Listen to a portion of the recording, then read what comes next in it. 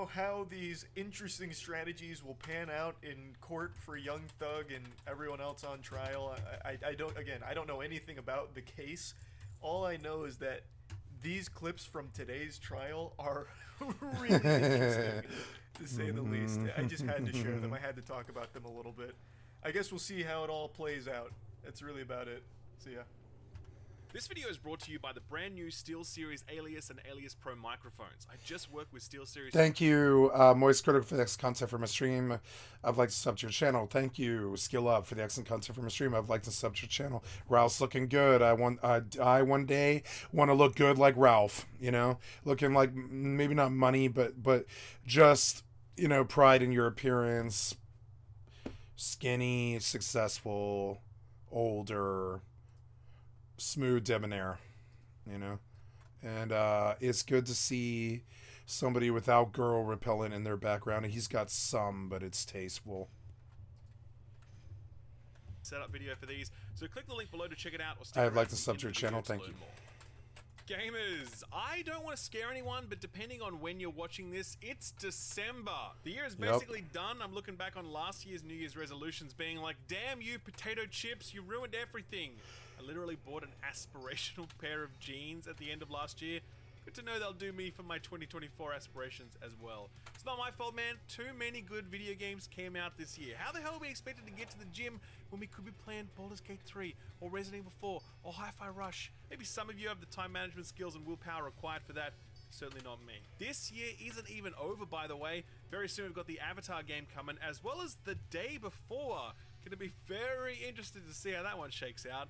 Things are slowing down for sure, but they aren't done yet, and that means we're here to cover it. Just in case you clicked on the wrong video, this is This Week in Video Games, and here comes the news. It's been a bit of a rough year for Todd. Starfield is the first new IP from Bethesda in like 25 years, and it launched triumphantly to a brilliant critical reception. It was when everybody else got their hands on the game that the wheels started falling off the old spaceship, with many expressing disappointment at Starfield's story, exploration, quality of life issues, and a general sense that this one just wasn't hitting the mark. It got so bad that the game recently fell below 50% positive reviews on Steam, but that number has rebounded recently after a Steam sale welcomed in a number of new players. Still, there remains a sense that Starfield is just a little bit disappointing, and so Bethesda have trotted out an all-new strategy to improve player sentiment, telling them that they're wrong, and that Starfield is good, actually. Yeah, this somehow. is real, but I struggle to believe it. It was I'll take by 76 Juicehead. over They noted that Starfield. Bethesda have begun responding to negative Steam reviews, and the responses are pretty good. One review complained about Starfield's famed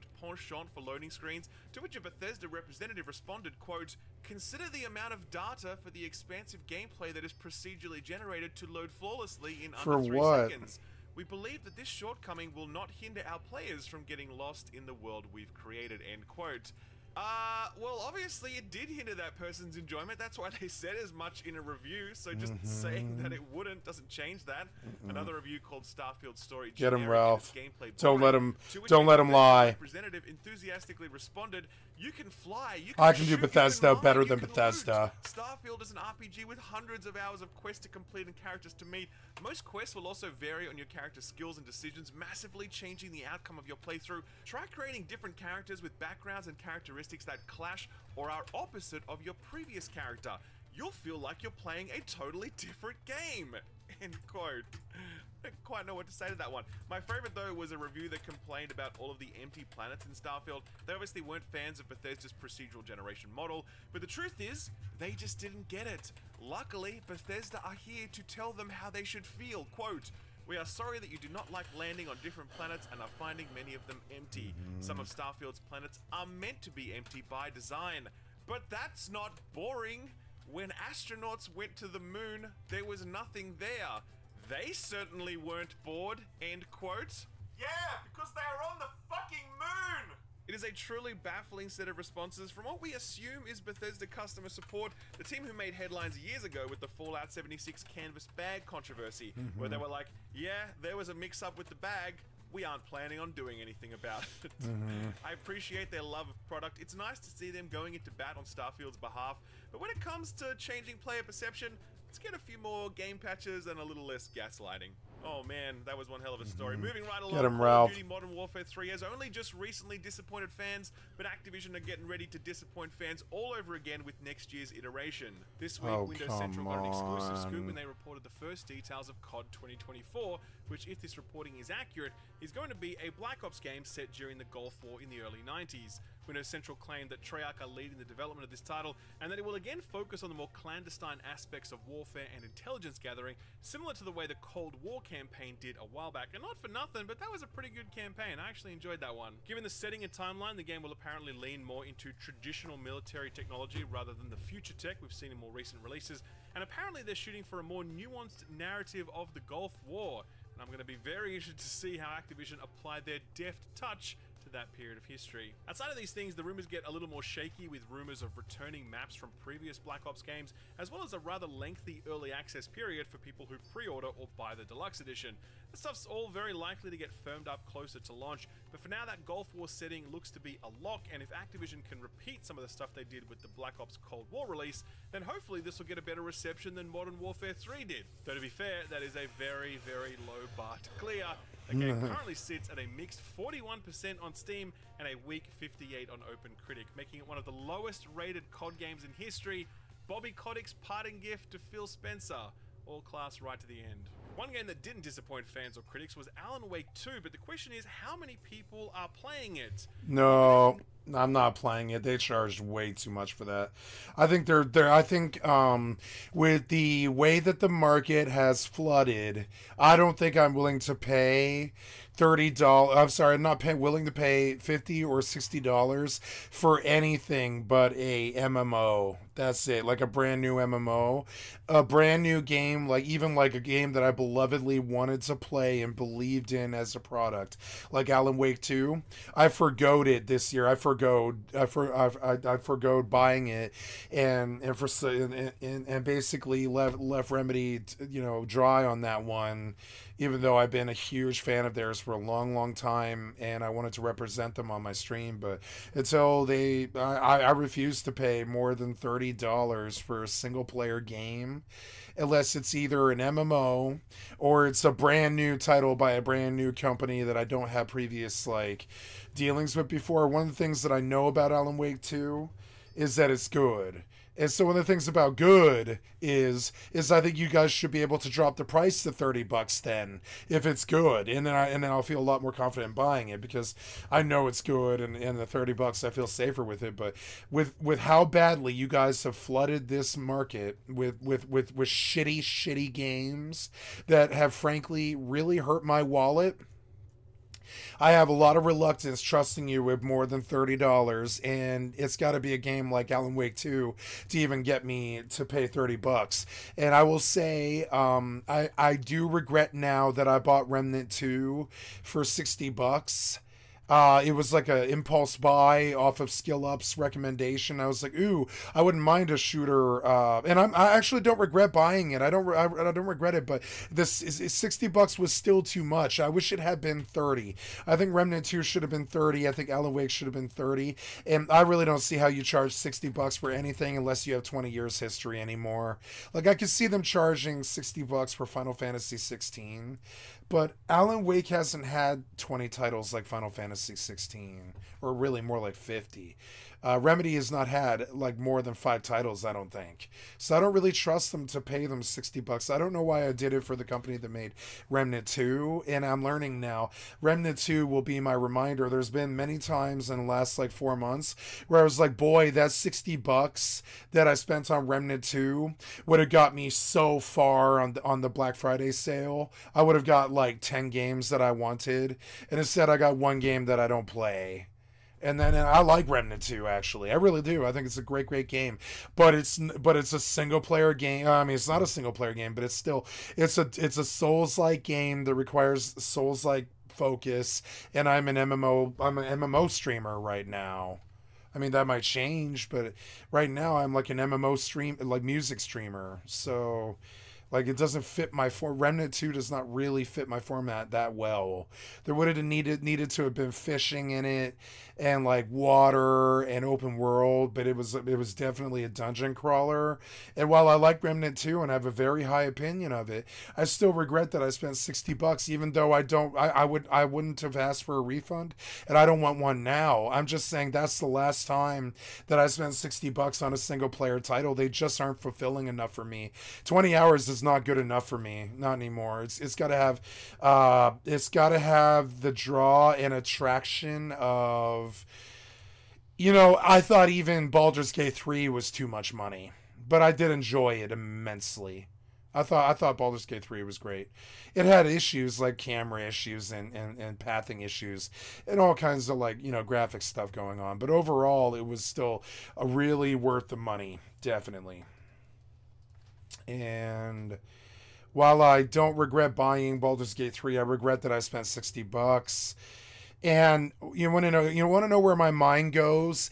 The game that I don't play much, that I really want to play, that I have a lot more work to do before I feel like I've seen all the content, is Fallout 76. And every time I look at a game like Alan Wake 2 or Remnant 2, I think, would I rather play Fallout 76 than this game? And if the answer is yes, then I don't buy that $60 brand new title.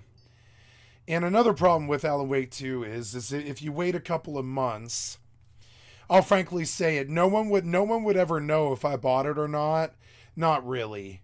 No one would ever know if I bought it or not. I could torrent Alan Wake 2 until it got cheap enough on the summer sale next year where it's only $29.99. Then I would buy it, right? I keep waiting for Horizon Forbidden West to hit, for the port of Horizon Forbidden West, because Guerrilla makes good games.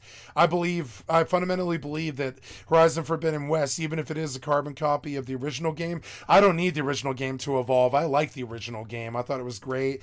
I thought it was good. You know, I really don't need, I didn't like the story. I skipped through all of it. I thought the combat was amazing. That's what I want from Horizon games. So I keep waiting for Horizon Forbidden West, and I know they're gonna ding me for $60 on that one. And I'm inclined to torrent the game. I hate to say it, but I am. I'm inclined to torrent games like Alan Wake 2 that they insist on a $60 price. Plus, I heard Alan Wake 2 is only on the Epic Store, and I don't really support that shit. All that exclusive shit that Epic keeps trying to do with their store to keep it alive was not good for, you know, it was just not good for you know, for the gamers. It wasn't good for the gamers.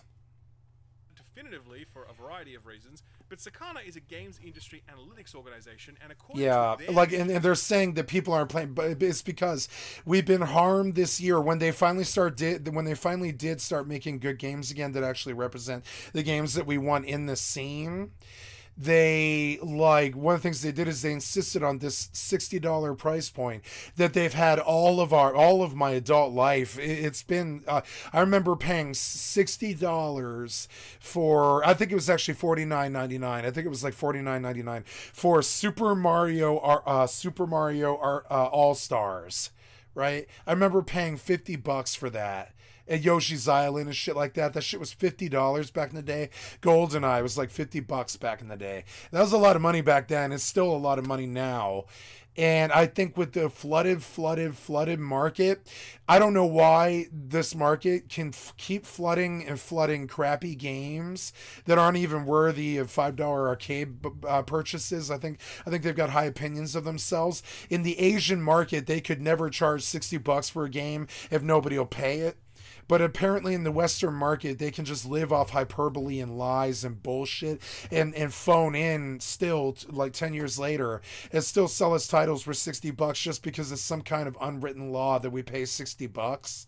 In an Asian market, that never would be like that. Or Indian market, or any real decent open free trade market, it would never be like that. People vote with their fucking money, and you would immediately start seeing games like Baldur's Gate 3 quality coming to the board, and there would be this price point of, and it's only $30 too.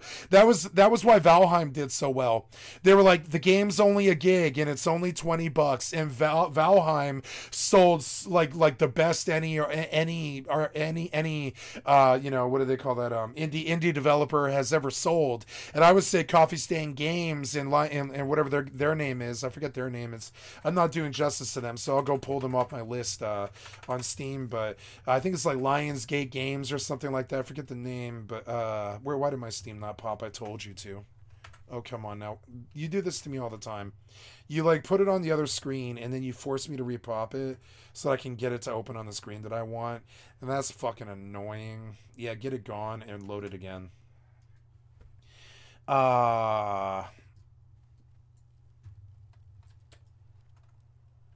So, yeah, let's look at what they're selling. Frostpunk, I've heard is good. Planet Crafter, Construction Simulator. Last Train Home, I heard is supposed to be pretty fucking good. But nope, too much of a war theme. I don't want to support war themes anymore. Not on my channel. It's my channel. I can do what I want. I think the most war that I want to make anymore is like Rust, survival war. I don't want to do Call of Duty or gun games anymore. I don't really believe in propagating the war culture. I'm sorry, but I never have and never will. It's definitely woke. I don't care. I'm the opposition apparently. I don't care, because it's like I don't believe in what they did. You know, I don't believe in how much money they spent on the military. I don't like what they did with the Arma engine. I don't like what they did with PUBG. I don't like what they did with a lot of war games. I don't like how Warframe's super famous and War Thunder and all that. And I don't like how Call of Duty had like 30 fucking games because it was so immensely popular or whatever. I'm not the biggest fan of shooters, despite playing them a lot, and it's hard for me to support them. Valheim was made by, what is the company that makes this game? It's the store page. This is Iron Gate AB and Coffee Stain Publishing, right? I think I got it. I got it without even looking. I did. I said I think their names are Iron Gate and Coffee Stain Publishing. I think I'm good at this stuff. I don't know why I know this stuff. I just do. And so these companies and publishers and developers are really amazing, and they've done a couple of other really fucking amazing titles. One of which I really love called oh god, what is it? It's called Deep Rock Galactic. DRG is super fucking good. DRG is just as good as Valheim. They're into procedural games. They also did Risk of Rain 2. Risk of Rain 2 is super fucking good too. All three of those games are masterpieces in their own like right. And yeah,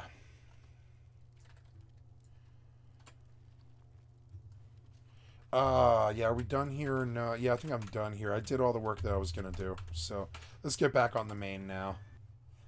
I just wanted to, yep, there we go. Go. Okay, so, what was I going to say? Top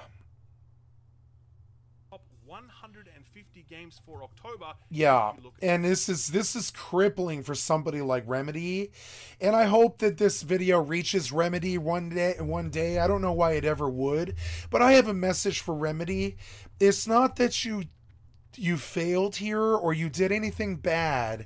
It's that we're fickle and we aren't willing. I can tell you right now, past 2023, we're not willing to spend $60 on brand new games anymore. The market's too flooded with 20,000 games every year that can take up enough of your time that it's okay to skip the good ones, to the point where literally we'll let a beloved company like Remedy flail and miss their mark because we just aren't willing to pay $60 anymore. And Remnant 2 is the last time I'm gonna do that. Remnant 2 was my warning with it. I felt like Baldur's Gate 3 was too much money, and I bought it pre-release. And I felt Remnant 2 was too much money, and I feel like Alan Wake, by the time Halloween came around with Alan Wake 2, I was like, I know that I want a Halloween game. I really did. But it wasn't gonna happen. It wasn't gonna happen.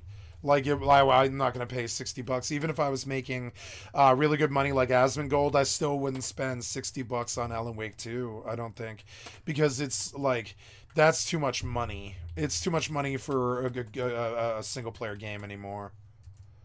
It's like a boycott thing. Provides fascinating And so I wondered if they were going to talk about this. I was like, my reluctance to buy Alan Wake 2 was very harmful to Remedy, and I've been thinking about that in the background because I really love Remedy. I think we need Remedy. Without Max Payne, we wouldn't have had good third-person modern shooters like Fortnite. I really believe in Remedy. I really do. We need Remedy, and I did not treat them well this year.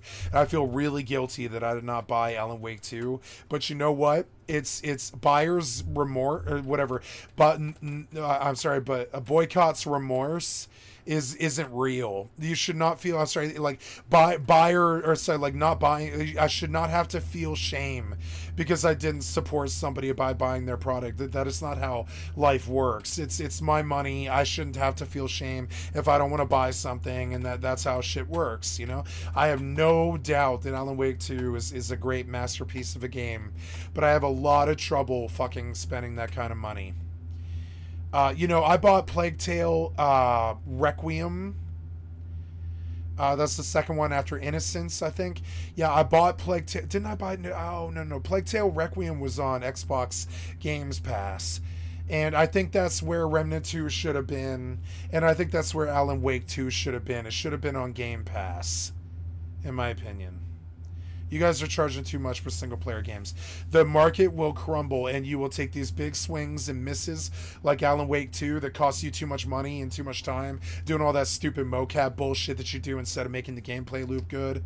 And, like, I'm sorry, but I'm really not in the mood anymore. I'm not really in the mood to pay $60 anymore. On that note, I've got to go to the bathroom, so we're going to go big screen here and watch some of this while I bio. I'll be right back. He confirmed that the game did not I can see it from my bathroom. My TV's so big, I can see it from my bathroom. Or Xbox Series consoles, though he did note that the game released late in October, and with a metric like that, timing certainly matters. Having said that, there were a number of things that would have held Alan Wake 2 back from being a success. The big one is the fact that it's an Epic exclusive, and setting aside any issues you might have had with that storefront, the reality is that Epic exclusives simply don't sell as well as games that are also available on Steam, and that's just a fact. Similarly, and I think even more disappointingly, Alan Wake 2 did not get a physical release for consoles. Now, Alan Wake 2 is a proper video game made for proper nerds, like myself and probably you if you watch this channel.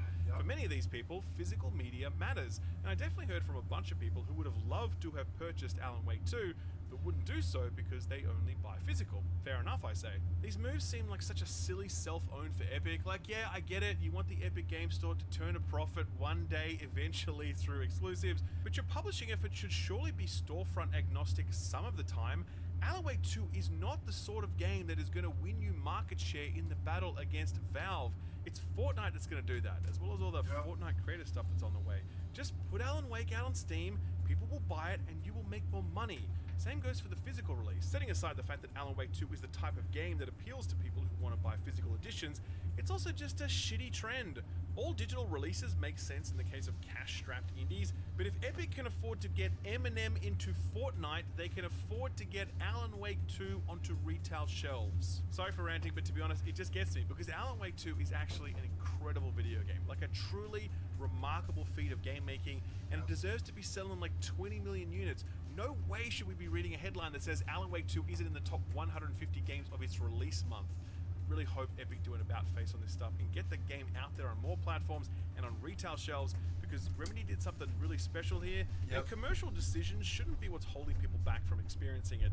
One final bit of Remedy news, they recently provided an update on one of their in-development projects, because don't forget, Remedy have like 3 projects in the works at the moment. This one was codenamed Project Vanguard, and it was meant to be a cooperative free-to-play game published by Tencent. So what's happening right now is that the free-to-play market is changing quite a bit, and you're seeing games either get cancelled or pivot back to the premium model. Hyenas is a good example of that. Sega dumped a truckload of money into that on the assumption that it was going to be a free-to-play title, but eventually they hinted that it would likely be a premium box product. In the end, they canned it entirely. Disney's Dreamlight Valley is another example. This has been in early access for a while now. Yeah, Dreamlight. To be a free-to-play game when it launches next week. I thought Dreamlight might be really good. I was gonna go play it, but then I was like, this seems like the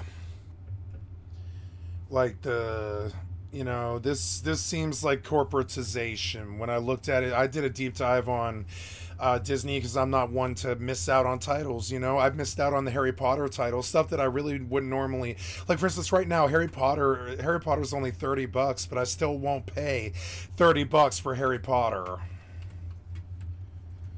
No one's ever stolen anything out of here. Not in the whole history of the whole history. Yeah, right.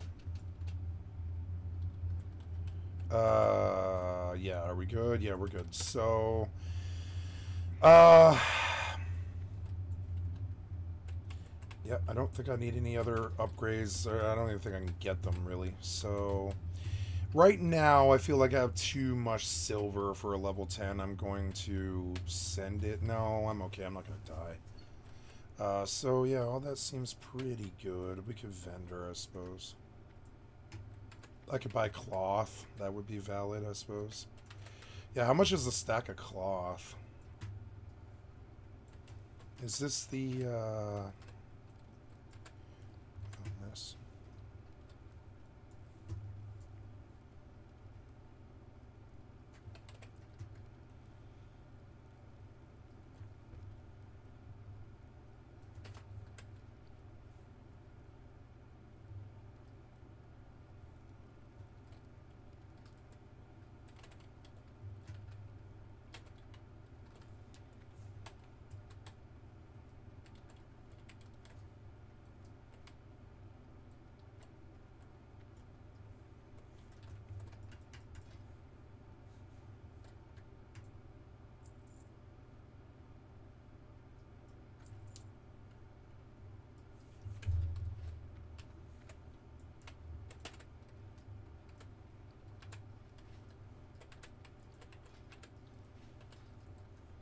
I'll come back when I'm 12. Buy more gear. Oops, did not mean to do that. Okay, back to the video. Dreamlight I thought might be really good, but it turned out to be like basically another, what do they call that? That one Nintendo game that they all play on the Switch. Can't think of the name right now. The farm game. But it will still have microtransactions, of course. It is, after all, published by Gameloft. Obviously, Remedy are taking stock of these changes because this week they announced that Vanguard is being rebooted. It will no longer be a free-to-play title and will instead be a premium title. One that, quote, will lean more into Remedy's core strengths and be built on many of the features, assets, and themes already designed for Vanguard, end quote. They'd go on to reiterate. You know, I actually had this thought recently. I played Alan Wake 1 remastered this year through to Chapter 3 before I got too bored of playing a single-player game. And I kept thinking that Alan Wake's engine was, like, better than Fortnite in terms of how, like, really fluid it was. Oof. Otu Benku.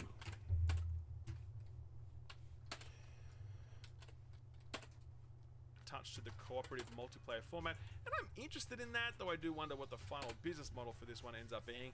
We won't find out for a while, though. Vanguard is going back to the proof of concept stage, so don't expect to see this before like 2028, and that feels really far away, but in game dev terms, it's like not even a full game dev cycle. Speaking of which, BioWare are already hyping up the next Mass Effect game, but you shouldn't be holding your breath for it. BioWare did recently put out a teaser trailer for it, which didn't reveal very much, to be honest, and teaser trailers usually hint that the marketing cycle is about to kick off.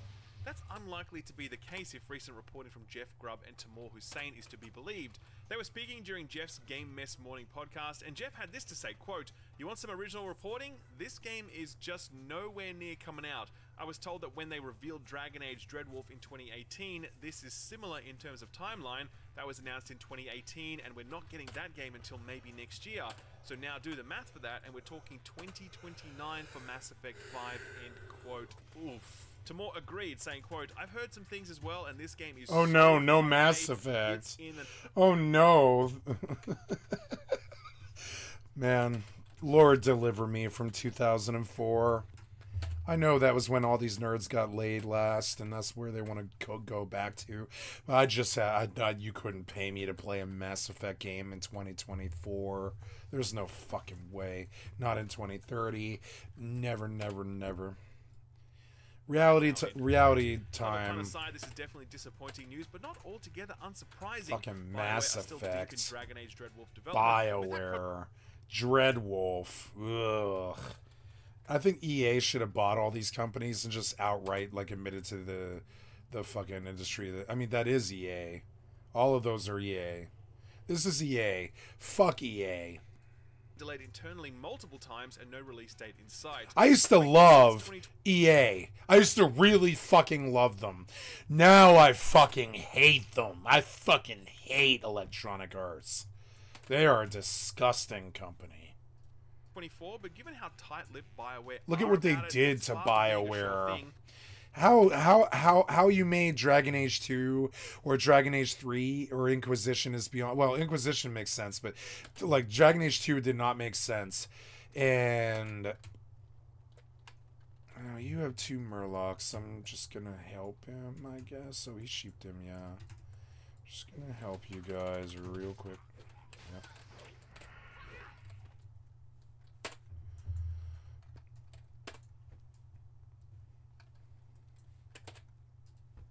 AAA game takes 5+ years to develop, then Jeff's 2029 guess doesn't sound too outlandish.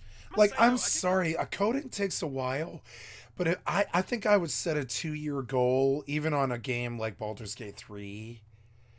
I think the writing and the voice and all the stuff they added to it would take a lot of time, but overall, like, I don't know, man, why do you take 5 years? That seems like a long time for one single product. I don't know, man. I think you guys think that the graphics matter, and it really is the gameplay loops now. You've got to make the gameplay better. Mass Effect's gameplay was not good. It just wasn't. Teasing stuff that's this far like out, the gameplay wasn't good. The story, the voice, the graphics, the music were all tip top 10. But that gameplay loop where you go down to the planet and you like fight stupid like singular linear dungeons against like squad fights with RPG mechanics that weren't very good was frankly left a lot to be wanted. And I think the last time it was good was Mass Effect 1. Now, I liked, of the 3, I thought Mass Effect 3 was the best one, and that's how you know. The only reason I thought that was because they polished the gameplay loop a bit more in the 3rd one, a little bit better. Full decade before it's likely to come out was a real low point for the industry. Yep. It sucks to see other developers following suit. When you've got something to show it, but kindly refrain from hyped up logo reveals and teaser trailers because all they do is create false expectations and ultimately... I think everybody's terrified of Bethesda suing them, but I wish somebody would come out and say, somebody really famous like Ralph, I wish they would come out and say that Bethesda's handling of Starfield was very, very, very harmful to the video game industry. Somebody should say it. And I think they're all scared of getting sued. Speaking of disappointment, Ubisoft. No, I'm just kidding. They're alright sometimes. Not today, though. Did you see this bullshit with the whole in-game ads that pop up when you open the menu thing? Okay, it's not quite as bad as it sounds, so long as you're willing to buy Ubisoft's explanation of it all. But I don't know, you could put me in the skeptical column for this one. So what happened is that someone was playing Assassin's Creed Odyssey and they pressed the map button to, you know, bring up the map. Instead, what they got was an ad for Assassin's Creed Mirage with Ubisoft trying to spruik a 20% discount for Black Friday. It popped up for just a moment and then disappeared to reveal the map. So at first, everyone was like, classic Ubisoft. There was like no doubt. Shit, I went the wrong way. I did. It just felt like such a Ubisoft Oh, well, move. that's okay. I didn't use However, that much Ubisoft time. would later go on to clarify that this was not some new form of invasive in-game advertising, but Yeah, rather sure. a bug. According to Ubisoft, quote, "Our intention was to display a promotion for Assassin's Creed Mirage as part of the franchise news in the main menu of other Assassin's Creed games. Unfortunately, this technical error caused the promotion to appear in one of our in-game menus instead. We want to ensure the best player experience possible, and these disruptive pop-ups were promptly removed once we learned of the issue. We appreciate your understanding as we investigate the cause of the issue, end quote. I'll tell you the issue. Some bean counter in corporate thought this would be a clever test case, hoping they could slip it in without anyone noticing. That is, of course, a cynical read. But I think it's important to draw a pretty clear line in the sand when it comes to this stuff. With streaming services like Netflix now selling ad-free tiers, I guarantee you that it's only a matter of time before game publishers start charging extra for ad-free versions of premium games. And when that day comes, those ads are going to look suspiciously like the one Ubisoft just flashed up here. So, you know, watch this ad space. Changing tack now, one thing I don't cover enough on this channel is regional pricing. Now, we get a pretty raw deal here in Australia, with items being priced well above what Americans pay for them, if you do a straight dollar-to-dollar conversion. But that's nothing compared to what a lot of people in more developing economies experience. For many people outside of North America, Europe, and parts of the Asia Pacific, the price of gaming consoles and video games is so far beyond the realms of what is reasonable that piracy is literally the only option available to people. Most of the time, that's because when publishers discount their games with... Did you hear him say it? Piracy is how a lot of us deal with it. We need to know if the game's good before we'll shell out fucking $60. Honestly, I wouldn't shell out $60 for almost anything right now. I can't think of anything in the world except marijuana that I'd be willing to spend $60 on. Not beer, not sex, not video games, not food, not TV, not movies, or anything in the world, pretty much. I'm not willing to spend $60 on almost anything in the fucking world. And so you guys thinking that it's normal to charge for a piece of software that much money? Yeah, it better be Skyrim good, you know? Not Starfield good. Who are able to buy the games at a steep discount. As a result, publishers opt to not offer regional pricing at all. Yeah, at all. Yeah, it closes that loophole. But it yeah, lately I've been hearing horror stories about if you shop around with a VPN, which is literally a button click. If you change location with a VPN when you purchase something on your Steam account, you can get sometimes like $20 off of a brand new purchase. And I can't believe that's going on. That's disgusting. I mean, I don't know what you can do about that, but I still don't like it. You know. Unfairly frozen out. I want to play that Spider-Man game. I think it looks really good. That's affected Turkey and Argentina. Right now, their currencies are particularly volatile for a number of reasons, and as such, publishers kept having to adjust their pricing. Valve offered up a solution to this. Just price these games in US dollars in those territories instead of local currency, which would remove the volatility. What is that? That's Black Mesa Source? Makes sense, right? Well, yeah. I guess it is. Stop selling games in those regions entirely. Game is that? Oh, it's Half-Life Alyx. Go up by either a little or a lot. And when I was like, what is I mean that? Upwards of 4,000% increases in some rare instances. These more extreme examples are about publishers not inputting new prices, so it defaults to a direct dollar conversion. But most of the games that have been updated are now notably more expensive. A tough situation for people living in economies where the average you can't pay that much money. $100 a month. Like we just heard about how $1,200 was 6 months. $1,200 was 6 months pay in rural India. The miners got trapped in that mine. They were giving out $1,200 payouts, which is a 6 month wage. You know, like it's like for risking their lives like that, they got like 6 months worth of wage. But I mean, $1,200 to them is like $120,000 to us. You know, or I'm sorry, it's not that much. It's like $40,000 or something like that. They can buy a lot of different stuff, you know, and I don't think they have stuff like video games. I mean, not in rural India, anyways, because I doubt they even have power.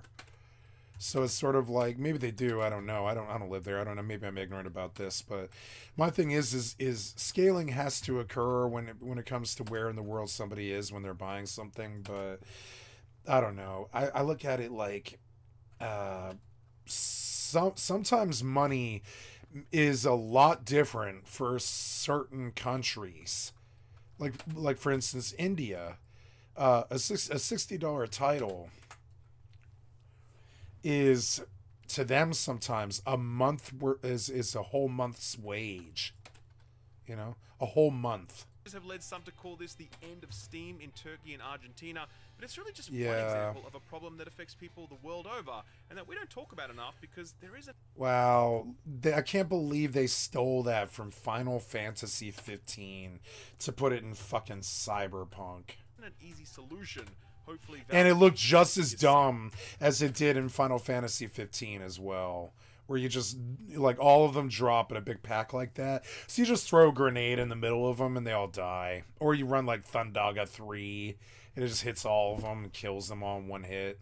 over the long term, but for now, I think most people in these markets are going to have to keep sailing the seven seas. Moving right along, I know we just got done reporting one drawn-out corporate legal battle, that of Microsoft v everyone in their quest to acquire Activision Blizzard King. But the corporate skullduggery never stops, and this week They really want Microsoft Blizzard. antitrust lawsuit against I guess- Google. It started Yeah, I guess Bill Gates really wants fucking Blizzard. They want WoW on that Xbox Games Pass thing. I think they want WoW to be like the big Microsoft game, the way that Minecraft was. You know, they want WoW to be the new Microsoft game, and it brings everybody together, and you know, and all this. I think they do, and I think they want to simplify it for controller. They want to make it simple.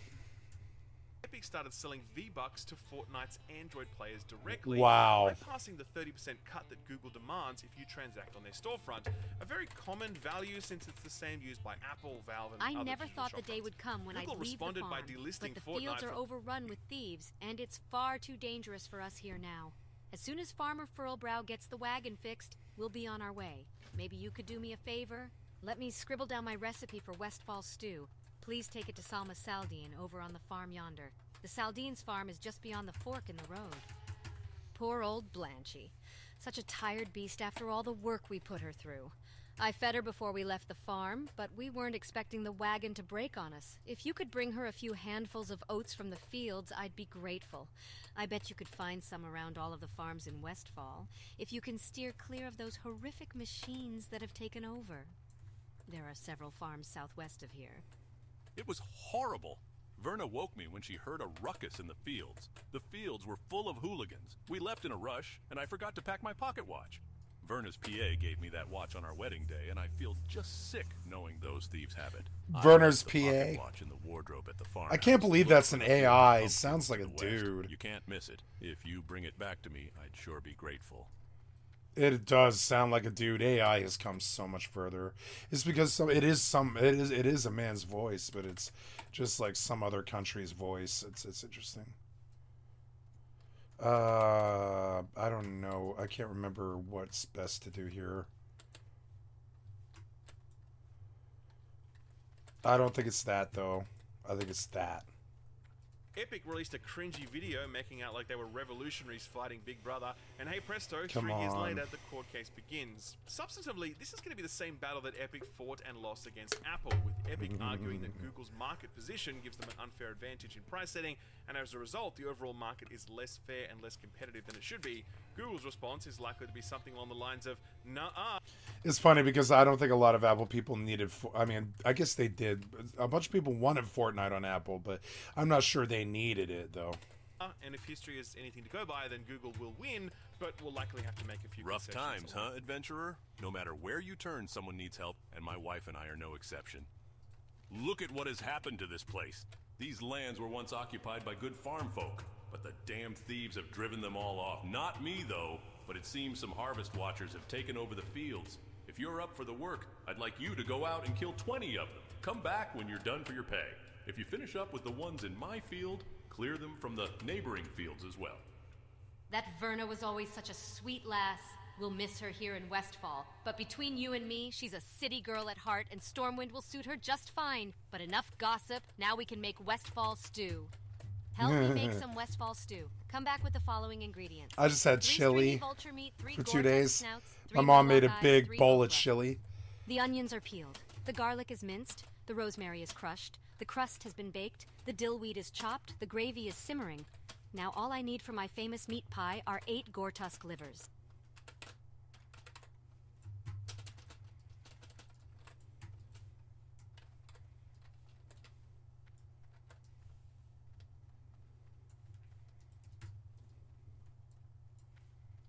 Way.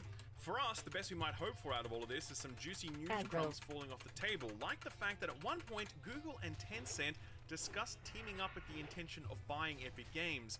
This discussion was revealed in court documents. Apparently, the idea originated from Phil Harrison, which is obviously why it never came to fruition and was destined to fail from the start. The idea was just a thought bubble bounced around in a few emails, but it's just one example of the sort of titillating tidbits that we're going to become privy to as these companies air their dirty laundry. I'll keep you posted on all of it. A quick lightning round to finish off. Sony are being sued for $7.9 billion. Oh my god. A class action lawsuit alleging that Sony abused their market-leading position to impose unfair prices on consumers. Are they talking about that $70 Last of Us Part 1 remaster? Because if they are, I think they got a case. Looking at the finer print, it appears to be centered on the fact that Sony doesn't permit third-party digital sales, so online retailers can't compete on price by selling digital editions of games for cheaper.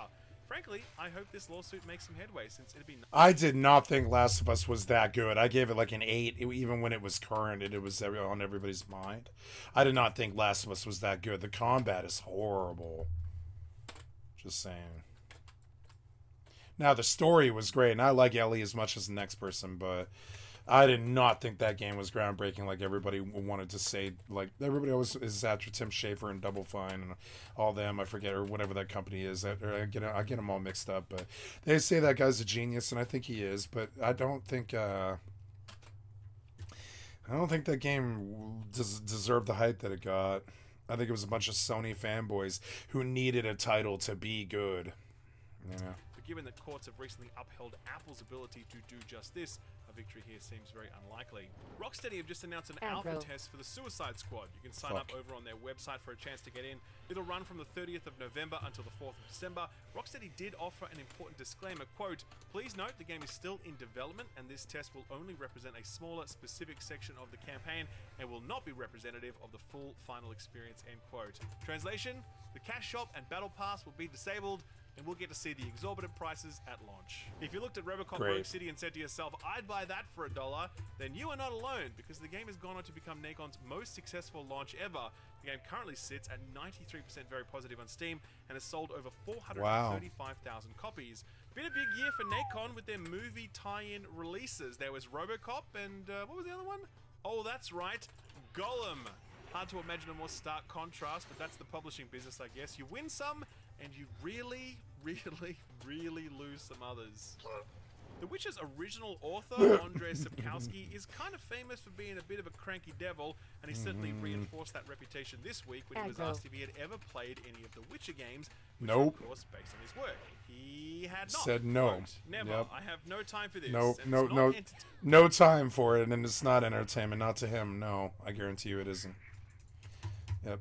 It's funny, the gamers seem to think that everybody is like them, that they have to like the same things or do the same things, or that their huge inspiration likes the same things that they like.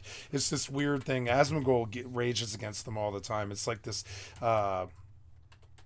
affirmation or something, affirmation. It's like affirmation obsession or something, that your favorite person has to like the same things that you like or whatever, and they're all surprised when, like, you know, J.K. Rowling turns out to be anti-trans, or like, you know, like or that The Witcher, the guy who wrote the Witcher book series had ever played the video games. No, I think most authors probably don't sit around playing video games. I don't think that's probably in their job description very much. I don't think that's what most of them probably do. I think it's probably more common now. But do I think Stephen King sits around and plays video games? No. And you got to remember, this author is as old as Stephen King. Why the fuck would he be playing video games? You know? Oh, not since they appear on the market first. I never played it, never. And I do not intend to play it, end quote. Nope. Okay, Yep, well, and he's like, you guys are full of yourselves for thinking that I would, and I don't know why, like a sci-fi fantasy author would waste their time playing video games when they can make their own worlds like that. I don't think they need to. I don't think they want to be exposed to other people's worlds. I think they're world builders themselves, and it's weird that you know that he never played The Witcher. I think it's weird, but I don't think it's like uncommon. You know, a bunch of actors I heard like apparently I think George Clooney, as I remember, if I'm remembering it right, George Clooney has never actually seen any of the movies that he's ever made. Did you guys? Or no, sorry, it was Bruce Willis. It's Bruce Willis. Bruce Willis has never watched any of the movies that he's ever made. He gets too nervous to go to the release days or whatever. He won't watch any movie that he makes.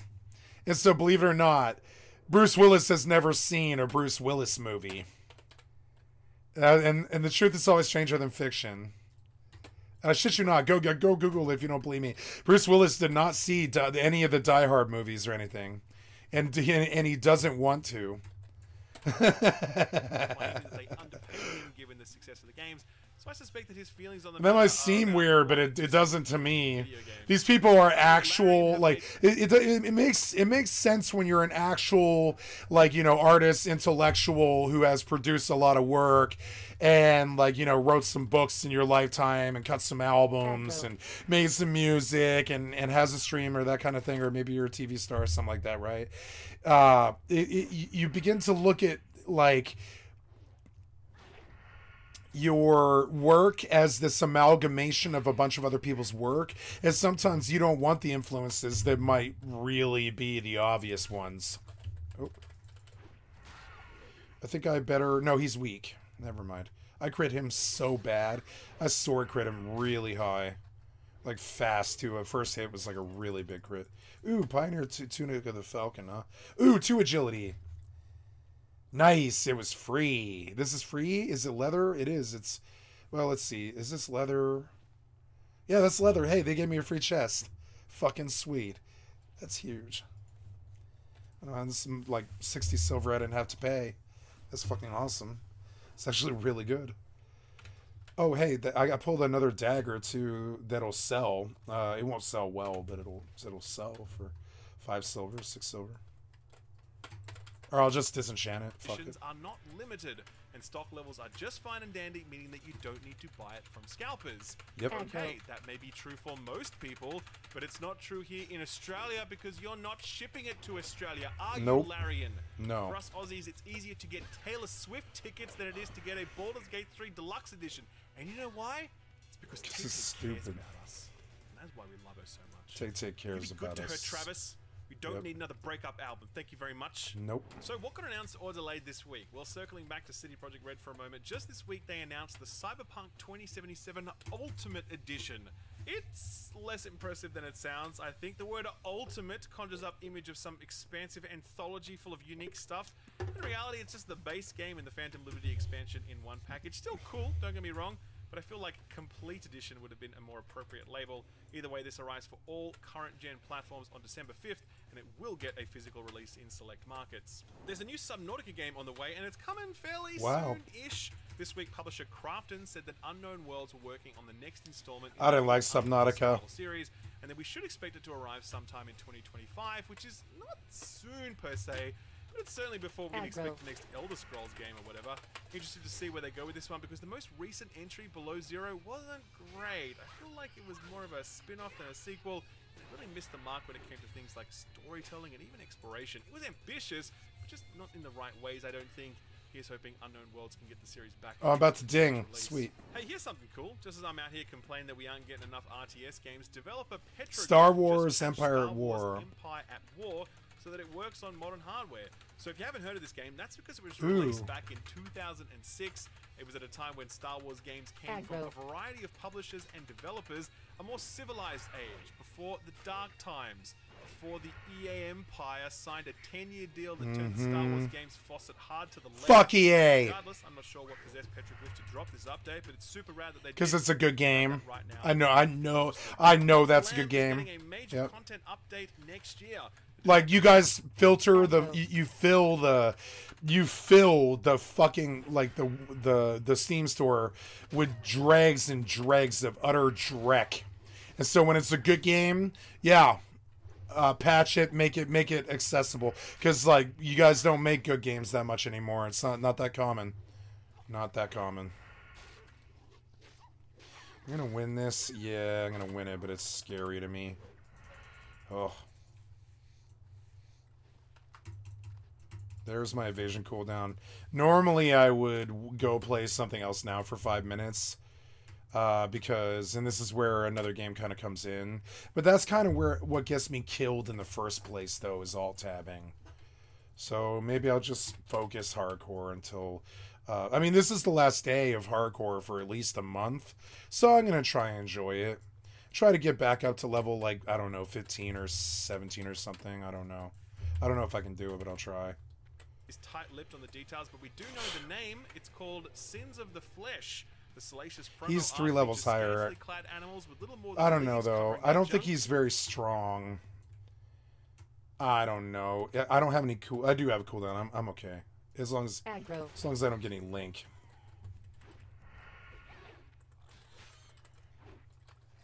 I'll probably have to bandage, but that's alright. I gotta get the slice and dice up. Fuck. That's not good. Potion. I don't want to die. I'm not dying to this fucking pig. There's no way. Yeah, that's the first potion I've had to use. I'm doing pretty good. That's the first one I've had to use so far. That's pretty good. Level 10. I shouldn't have pulled him, but I mean, you know, one single mob isn't gonna kill me. The sprint will get me out of it if nothing else will. And my evasion's coming up. The community is very excited about this one. Speaking of throwbacks, Nintendo just announced that Jet Force Gemini. Online service this wow. December. That's pretty cool. I love that game. That's great. Yeah, it's a great game. Yeah. But it was still a good game. Yeah. This has been put out on a special Jet Force Gemini for the motherfucking win. Online app in Japan. Wow. Because the game has a Z rating over there, which is for 18+ only. I have walked the aisles of a Japanese bookstore, Jet Force Gemini, to cop a restricted rating. I know, right? Those bookshelves are just hanging out there for all to see. There is something seriously wrong with the Japanese rating system, let me tell you. One game cancellation this week, and it was for Them's Fighting Herds, an animal-themed fighting game that's meant to be pretty good, at least mechanically speaking. On the sales front, though, it was clearly a bit of a dud, leading developer Main 6 to turn the project into glue. Okay, not really. The game is still playable and will get bug fixes, but ongoing development will cease, the promised single-player campaign will be scrapped, and those who kickstarted the project are likely to be eligible for some form of refund. Pour one out for the bronies. 2 delay announcements this week. The first was for City Skylines 2's content. The game was a little while ago, but it was/is in a very poor technical state, leading the developer to flat out warn people about that prior to launch. They also significantly delayed the console ports from this year to sometime mid-next year, no specific date, as the studio works to fix the basic... I want to ding before I go to them. Content promised in their expansion phase, which was meant to arrive this year, but I feel like I'm already, like, kind of, like, flirting with death here a little bit.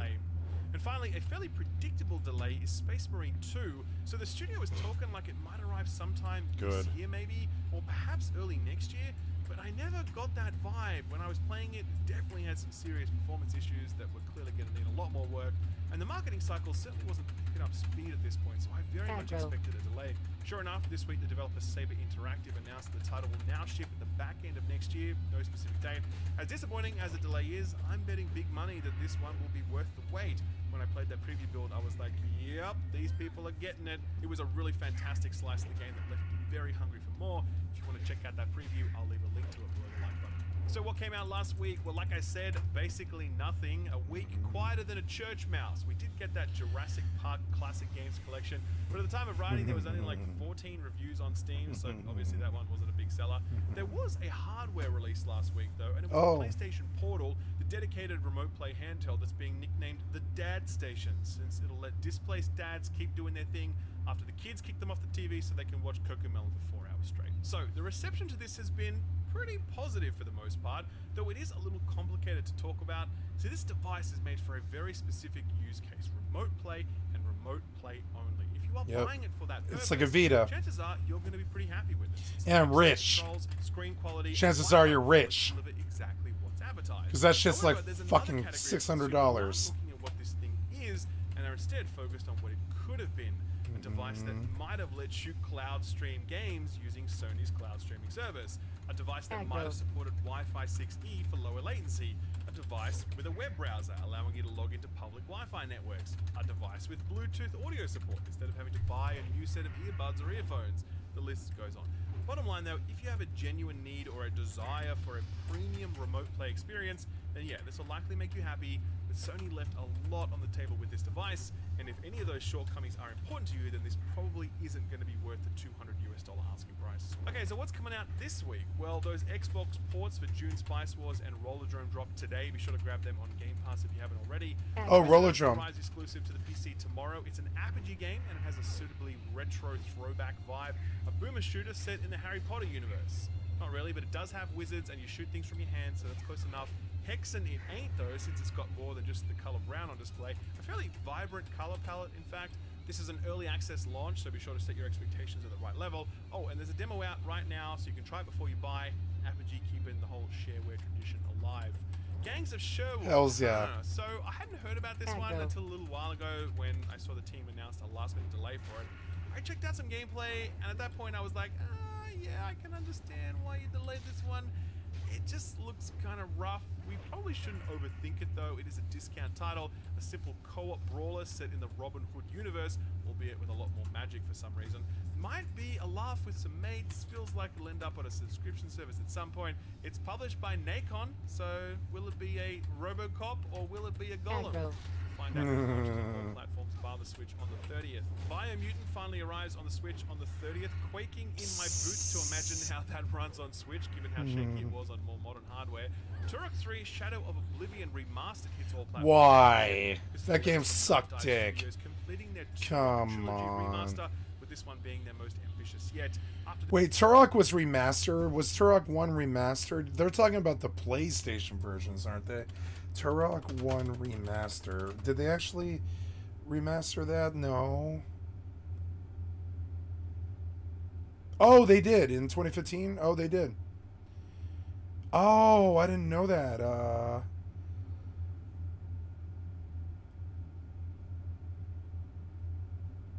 Wow. Dead ends. Whoa.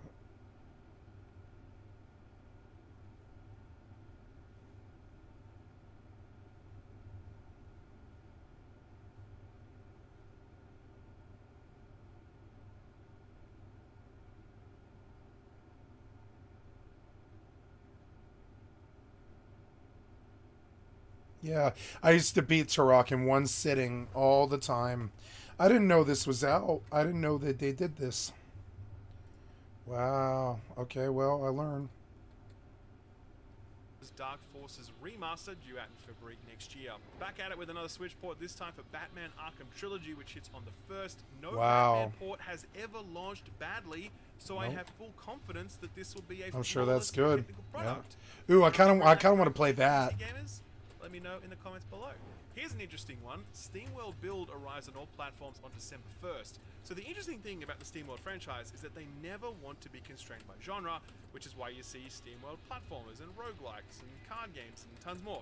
This new one is a city builder. It's got a really beautiful 3D cartoon aesthetic. You're building both above and below ground. It's got 5 maps to play on and 4 different difficulties. It just looks really nice and fun and as chilled out as you want it to be. Like I said, it arrives on all platforms on the 1st. And finally, Hawked arrives exclusive to the PC on the 1st. Admittedly, I'd not heard of this one, but maybe that's because it looks so much like Fortnite that I thought it was Fortnite. But it's not Fortnite, allegedly.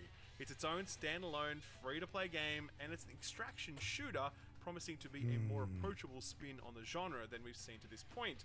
The only other game that's tried to do something similar to this was The Cycle. That didn't end up going so well for them. Still, you can never really Cycle Frontier. blow up. I mean, none of us had heard about Lethal Company until last week, when all of a sudden it was pulling peak concurrence of over 170,000 people on Steam. Extraction shooters are popular, but still niche, so maybe Hawk will break through to the casual audience in ways that Hunt or Tarkov never could.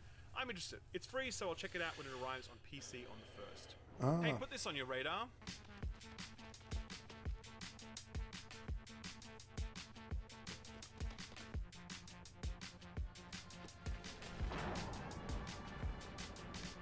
We may have all had our own views on how good Sonic Frontiers was, but one thing I think we can all agree on was it was fun to run around as Sonic. Still, I don't think it was as fun as this looks. This is Haste Broken Worlds, and it looks like one of those runner games you see on mobile, except, you know, this one actually looks good. You're running, jumping, spinning, sliding, and diving through what the developer promises is an infinite number of worlds, which I take to mean procedurally generated levels. That's not all, though. It's going to have a hub area for you to meet and chat with NPCs, as well as a story to uncover about why the world is collapsing behind you at such a rapid pace. I'm a sucker for flow state games, though this one is certainly a lot faster than most of the other stuff in the genre. Still, it looks fun, and I can see myself getting a few hours of enjoyment out of this, particularly while I'm killing time on the Steam Deck. If this one piques your interest, then you can check it out over on my Steam curator page. Too many games. It used to be like 5 or 10 good games that come out a month. Not good games, but just games. Now it's like 5 or 10,000, and there's too many games. All of the other put this on your radar stuff I've recently covered. I'll link to all of that below the like button. Sort of free stuff time now, and we don't have much to report on other than a reminder that this is the last week of the month, so be sure to grab your PS Plus titles and your Prime Gaming offerings before they disappear. Rest in power, games with gold. Only new thing this week is Epic's lineup. Right now you can still grab narrative sci-fi thriller Deliver Us Mars, but later this week 2 new titles will be on offer. The first is Jitsu Squad, a Marvel vs. Capcom inspired co-op beat 'em up that seems to star both Yooka-Laylee and Maximilian Dude. That's pretty cool. The other one is Mighty Fight Federation. If the last one was Marvel vs. Capcom inspired, this one's got a hell of a lot of Power Stone energy, and it too also stars Yooka-Laylee. Man, they seem to really get around, don't they? Alright, time for the feel-good story for the week. This one's actually pretty good. Gamers and Doritos. It's an older meme, sir, but it checks out. For decades now, the tasty, dusty snack has been the go-to for gamers, to the point where Doritos have really leaned into it. Their head of marketing had this to say recently, quote, "The connection between Doritos fans and the gaming community is undeniable. Both boldly and unapologetically embrace their individual flavors," end quote. I have no idea what that means, but okay. The problem with Doritos is that while they may be enjoyable for you, they are less enjoyable for those in your party chat who have to sit there listening to you making crunching sounds for as long as it takes to get through one of those party-sized bags. Luckily, Doritos HQ are on the case and they've got a solution. Here it is.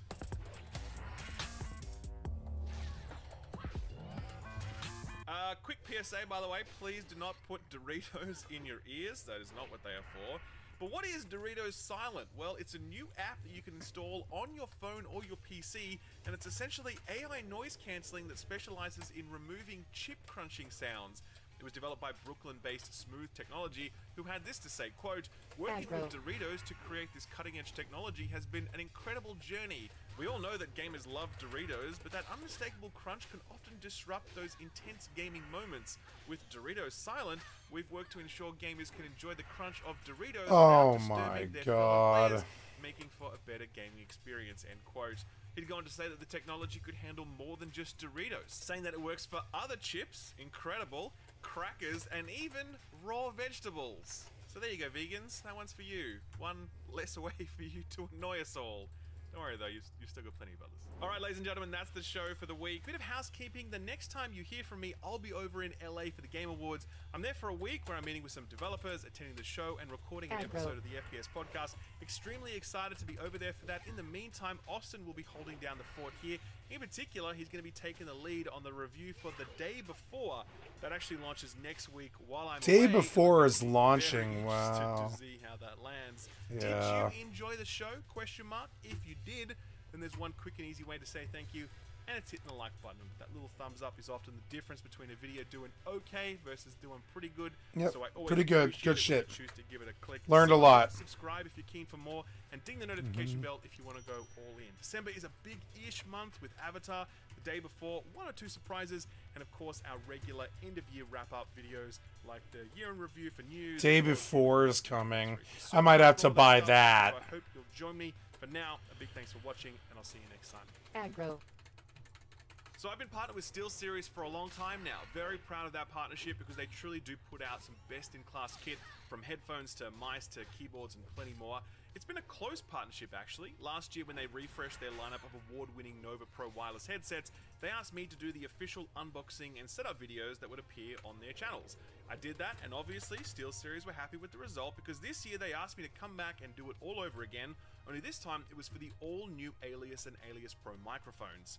Now these mics are a big deal because they're a brilliant all-in-one solution that lets you not only stream and record high-quality audio, but they also come with tons of advanced features that allow you to bring your live streams, your YouTube videos, or just your party chat to the next level. The Alias microphones both feature a custom 1-inch condenser capsule that's 3 times the size of standard microphone capsules to flawlessly capture your voice, while a finely tuned cardioid capsule pattern minimizes background noise with a bubble-like capture area. The Alias comes in 2 variants: the Alias, which feeds sounds to your PC via USB, as well as the Alias Pro, which connects via XLR and has a dedicated audio controller that not only acts as a preamp, providing 48-volt phantom power, but it also supports dual PC setups. This is the first product of its type to support that sort of thing, allowing you to feed audio to 2 PCs at once if you're running a dual PC streaming setup. Whichever version of the mic you get, you're going to be getting access to Sonar, SteelSeries' very powerful software suite that allows you to customize this mic even further.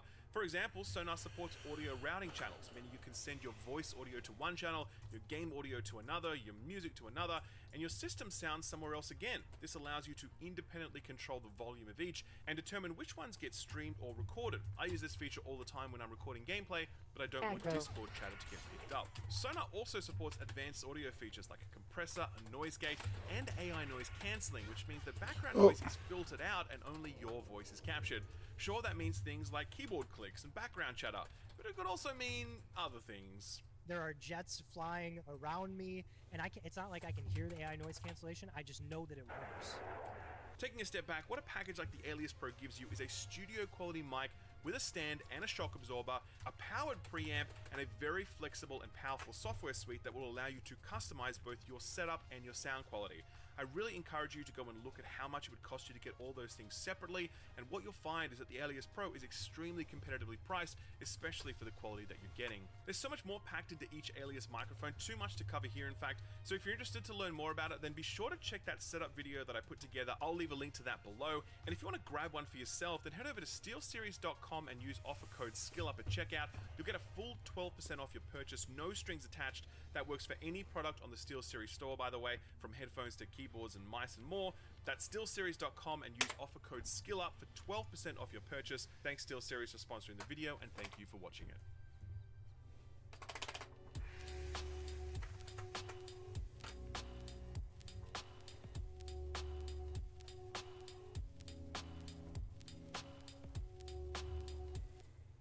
In 2008. Thank you, Directed by Fancy, for the excellent content for my stream. I'd like to sub to your channel. This video is called The Streamer Who Went from 165,000 to 50 viewers, which seems like a cautionary tale that I should probably observe. Years old, Myth would become... In 2018, at just 19 years old, Myth would become the second most followed streamer on Twitch. In 10 months, he went from a small streamer averaging 50 viewers to becoming one of the biggest creators in the world, with a new average of 37,000 live viewers. Myth was an early adopter of Fortnite Battle Royale, and had become regarded as the best player in the world alongside Ninja. Do we have any Myth fans in the house? He would rapidly gain millions of followers across his various social media platforms, and was averaging over 1 million views per video on his YouTube channel. But 5 years later, in 2023, things have changed. A lot. Myth has been consistently losing subscribers for 2 years, rapidly losing followers on Twitch, Instagram and Twitter, and can often be seen streaming to under 100 people, a number perhaps hard to fathom. Hey, it's better than I'm doing. So what happened? How did Myth go from the second biggest streamer in the world to this? Well, let me explain by taking you back to the Fortnite died. Fortnite died. His online presence can be traced back to November 2013, when he would create his current YouTube channel at the age of 14. As with most gaming creators at the time, he would begin by posting low-quality Minecraft and Call of Duty videos. Aggro. However, his content would see huge improvements over the next few years, and by 2016, Mifford began streaming on Twitch and uploading the highlights to his YouTube channel. Around this period, streaming was far less normalized, and was a laughable career option in the eyes of the mainstream. But despite this, Mifford set his sights on becoming a successful streamer and was putting in a serious amount of time and effort at an incredible consistency, streaming almost every single day, often for over 5 hours straight, all while still attending high school and working at a coffee shop. But Miff's hard work would pay off quickly, and by November 2016, he was streaming to an average audience of 50 Aggro. live viewers. During this period, Miff's streams were focused almost entirely around one game, Paragon. Despite there being a vast Paragon? variety of games with Are you 4 hours fucking viewership serious? on Twitch, Miff was Fucking Paragon? Oh, yeah, that'll do it. Well, I mean, Fortnite died. What else was he gonna play? Yeah. continued to dedicate himself to Paragon, and for the next 10 months would essentially play nothing but this game on his streams. Why? His loyalty to Paragon would prove to reap little rewards in terms Aggro. of growth, as by mid-2017, Miff was still averaging around the same viewers as the year before. Things were starting to look less optimistic for the young streamer. That was until September 2017, when Miff would make a decision that would change his life forever, when he would finally take a chance on a game other than Paragon, and turned his attention to a new release, slowly gaining traction in the gaming community. Paragon. Fortnite Battle Royale. Fortnite was somewhat similar to that of PUBG and H1Z1, two Battle Royale Aggro. games that were extremely popular and topping the charts on Twitch at the time. However, Fortnite gave a fresh take on the genre, moving away from what could be considered a mature art style and gameplay to a more wholesome aesthetic with bright colors, high saturation, cartoon-styled character models, and dancing. Initially after Fortnite's release, many gamers and streamers were quick to write the game off, seeing it as a goofy PUBG knockoff made for kids. And with the game being free to play, it cast doubt on the quality of the product. After all, I don't know, it's 2017 epic, was though. extremely rare for a free game to have any long-term substance or success. But whilst the vast majority of streamers and players were sleeping on Fortnite, Miff was there on day one of release and streaming the game to his audience. And after his first Fortnite stream on 12th of September 2017, he would continue to play and stream Fortnite for many, many hours every single day. And let's just say being an early adopter and believer in the game would prove to be a... I think that's what I'm waiting for. I'm waiting for like a PAX Day or something like Ashes of Creation or something that I can mainline. But I don't think they're gonna. I don't think any of the games coming are the right ones, unfortunately. PAX Day might be it, but they better get the combat good. Combat I saw looked like garbage. Miff Like, was putting in The far kind more of combat hours I than wouldn't be willing to do. 90% of players, Aggro. consistently streaming over 8 hours every day, and would quickly become one of the highest skilled players on Fortnite. Whilst it would take You do it enough, you get weeks, good at it. if not months, to get just And you one watch single other win on the people game, and- after only 5 days of playing, Miff had won an absurd 22 games. A feat so impressive that even the official Fortnite Twitter page took notice and would shout out his Twitch stream. 22 For context, wins. getting a win Wow. on Fortnite was no I did win some Fortnites when I first started. I did. I think I got up to like 13 wins in my first month. easy task, with 100 players competing in each game. But I mean, it was a different game back then. I remember I would land in the center and I would kill 4 or 5 guys there. I would farm the wood necessary to pay for the weapon upgrades on my AR and my sniper, and then I would take a helicopter to wherever the end of the match was. And that's how I got 13 wins in my first like couple of weeks. And I did this by accident. The last man standing in a world where one single But shot, it worked. bullet or sniper shot can defeat you. There was a lot of room for failure. A win on the Yep. game was in fact so special at the time. Yep. that Players would post pictures to their social media accounts, Yep. flexing the now. I used to really be proud of my wins. Now, like ever since the Spider-Man hands came to Zero build, I am not very proud of my wins anymore, because they don't really mean anything anymore. They used to, but they don't mean anything anymore. It's unfortunate. But Myth was making it look like a walk. Aggro. So I guess the lesson here is don't get started on bad games, which I've already violated, right? I've started on bad games like Final Fantasy 11. The viewership on Final Fantasy 11 is like 40 in the world, you know? It's like 40 in the world. And I play it all the time. EVE Online viewership will be 350. WoW viewership will be up in the 300,000, but none of the 300,000 are actually watching me. Rust, I did get some growth. I definitely pulled some growth on Rust when they saw I was in a big clan and I was doing well. I became the target of some hackers and some bullshit fucking F-it people. And, you know, and, yeah, but the minute I got off Rust, the unhappiness stopped, you know. Rust is a toxic shithole. I never did get off Rust either, but I definitely got off large clan Rust. And only one day after his shout out from Fortnite. And so yeah, like I remember back when I really felt like the wins mattered, especially in like the first couple months that I was playing. I'd be on my PlayStation and I would win on a controller, and I'd be like, "Oh my god, I'm so good at this!" And I would scream. I would just scream. I'd be like, "Yes, I won! Yes, yes, yes, yes, yes, yes, yes, yes!" You do a big fucking dance. You're like, "Yes." And yeah, I never felt as rewarded since, you know, a while. They stopped being rewarded. Like Fortnite stopped being rewarding like that. Increased his win count by 8, reaching 30 victory royales. God, imagine, like, dude, I have 550 or more than that. I have like 575 or 600 fucking wins on Fortnite or something like that. It's like 535, 550. And they feel pointless. Like, about 100 of them I'm really proud of. The other 400 I just got incidentally playing in a trio. That was it. If we begin uploading highlights. But I do have like 50 solo wins that I'm extremely proud of.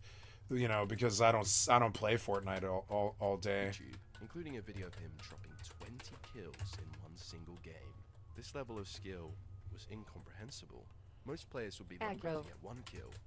Meanwhile, Myth was taking out an entire fifth of the lobby himself. Yep. Sometimes, though, I will say, like, kills were something I never struggled with in Fortnite. Never, never, never. Like, it just wasn't like something I was like, I can't kill him. I can't kill him. Yeah, like, my issue was that they always survive with one health, you know. But kills were never a problem for me. I think my personal best was 27.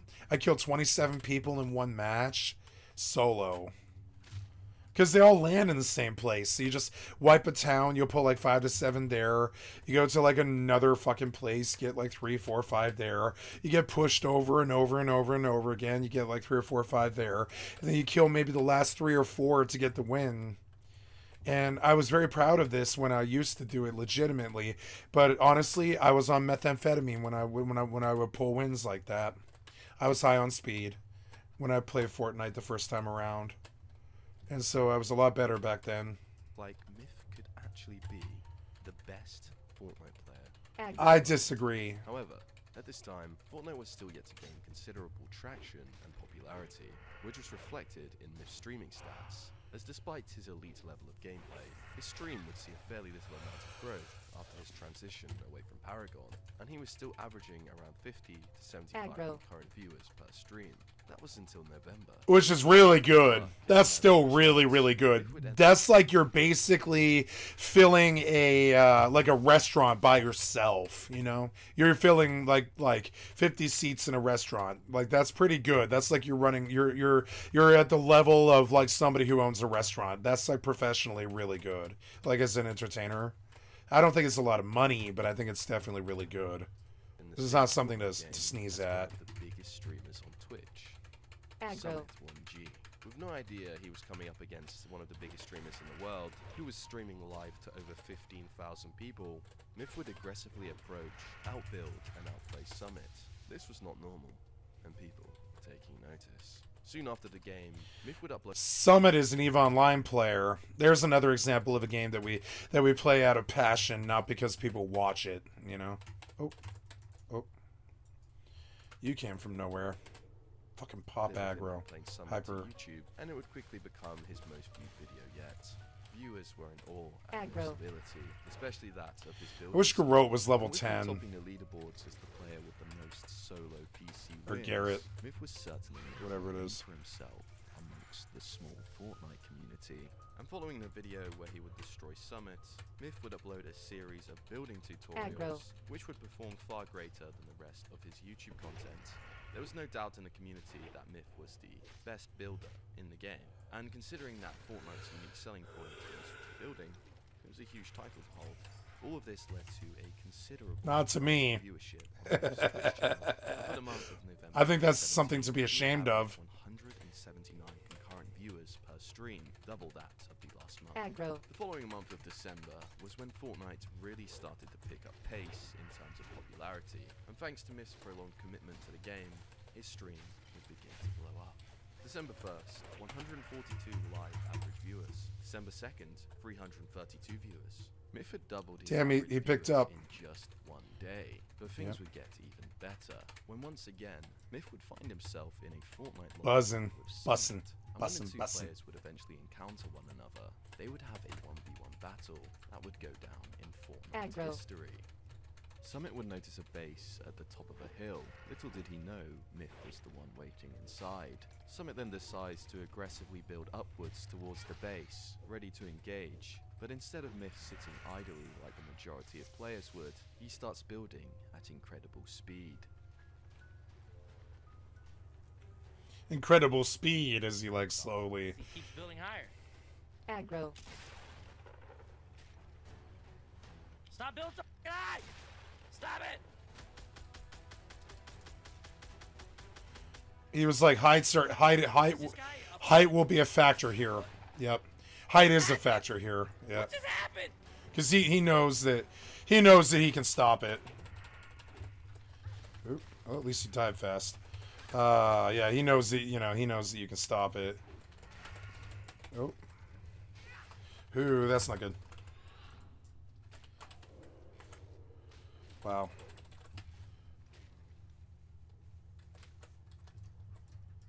Oh no, I might die here. Maybe. Nope, I'll be alright.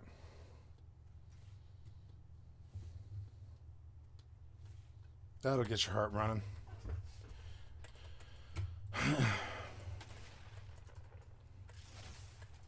He kept building up and building. Yeah, because he doesn't really shoot you, he just builds. That's why I got out of build and never looked back. I have not played a build game in 3 years. Ooh, he's 14 run. I have no cooldowns. Get your knives away! Put them away! Put them away! Put them away. Put them away. Put them away. Yep. I've noticed that you can definitely like be facing away from them and still melee through your own stomach by mistake. That'll get you killed because then they don't de-aggro. Up and building up, and I couldn't catch him.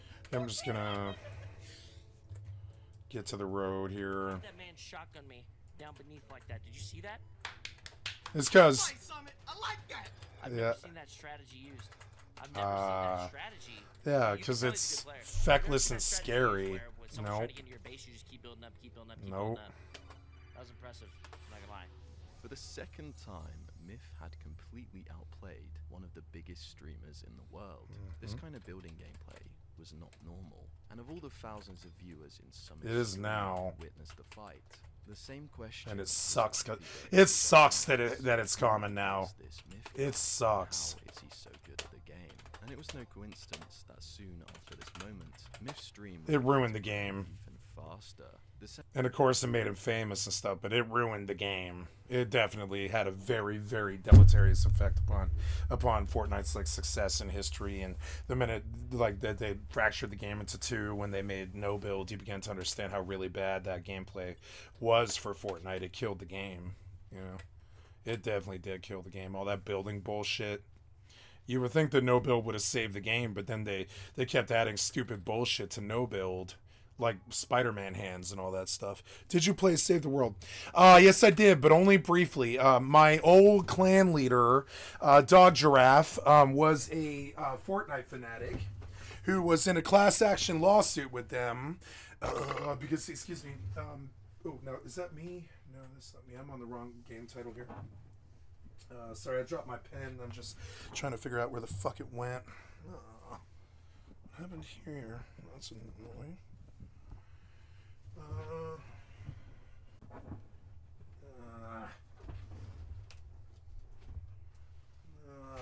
Oh well. So yes, I did play Save the World with my friend Dog Giraffe and my friend Lucky. We did for a couple of days, but it didn't really hold my interest because I don't like building. Now, I think Save the World is a really fucking good mode, and I actually really enjoyed it a lot. But I don't like building, so it kind of, you know, like people, I think people kind of like think that I'm full of shit when I say I have Asperger's and stuff, but no, I really do have stuff like very verifiable, documented spatial reasoning disorder, where building can really fuck my brain pretty bad, to the point where I choke and I can't even like function to shoot people and stuff like that. So, like,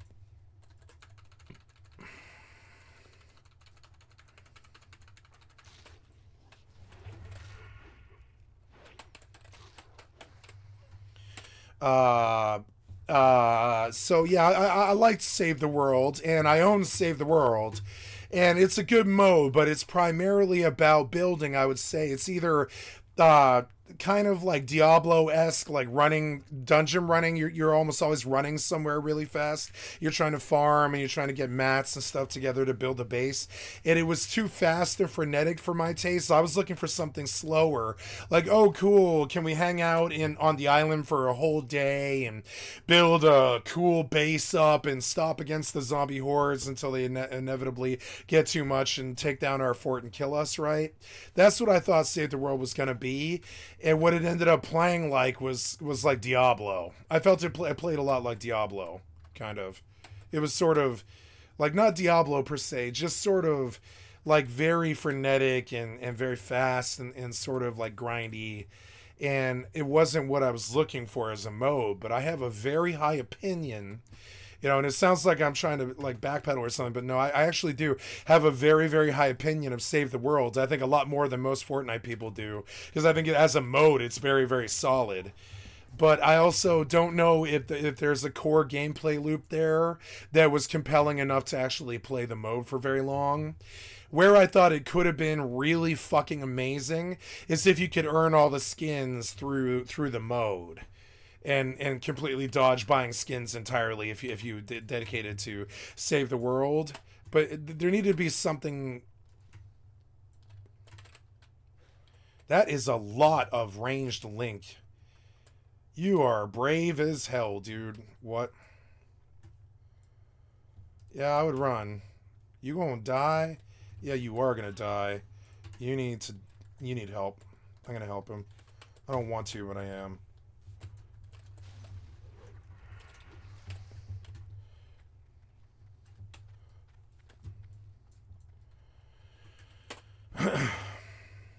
December 16th, 570 viewers. December 24th, 1,000 viewers. December 26th, 2,000 viewers. 3 out of 8. 28th, 3,000 Aggro. average viewers. Myth had multiplied his viewers over 20x in the space of 1 month. And whilst many streamers would slow down in streaming over the holidays, he was grinding an average of 10 hours every day. Why am I losing this? And it was working. As Myth's Twitch was skyrocketing to... Because he's two levels higher. Added to the fire. When a random viewer would post a clip from Myth's stream, that would take the internet by storm. That didn't feel The video right. was titled Insane Build Fight, I'm the Myth, and would quickly go viral. I'm gonna go back to FFXI for a little bit while these cooldowns reset. Intense build battle against another player, a fight that he would go on to win. And whilst in hindsight, this gameplay may look underwhelming to the average Fortnite. Save the World, I think, was one of the better modes ever released. I have a very high opinion of it. But the problem is, like, the core gameplay loop wasn't there. There needed to be a reason to do it all, and that wasn't there. Getting to a higher level wasn't good enough. It didn't represent anything.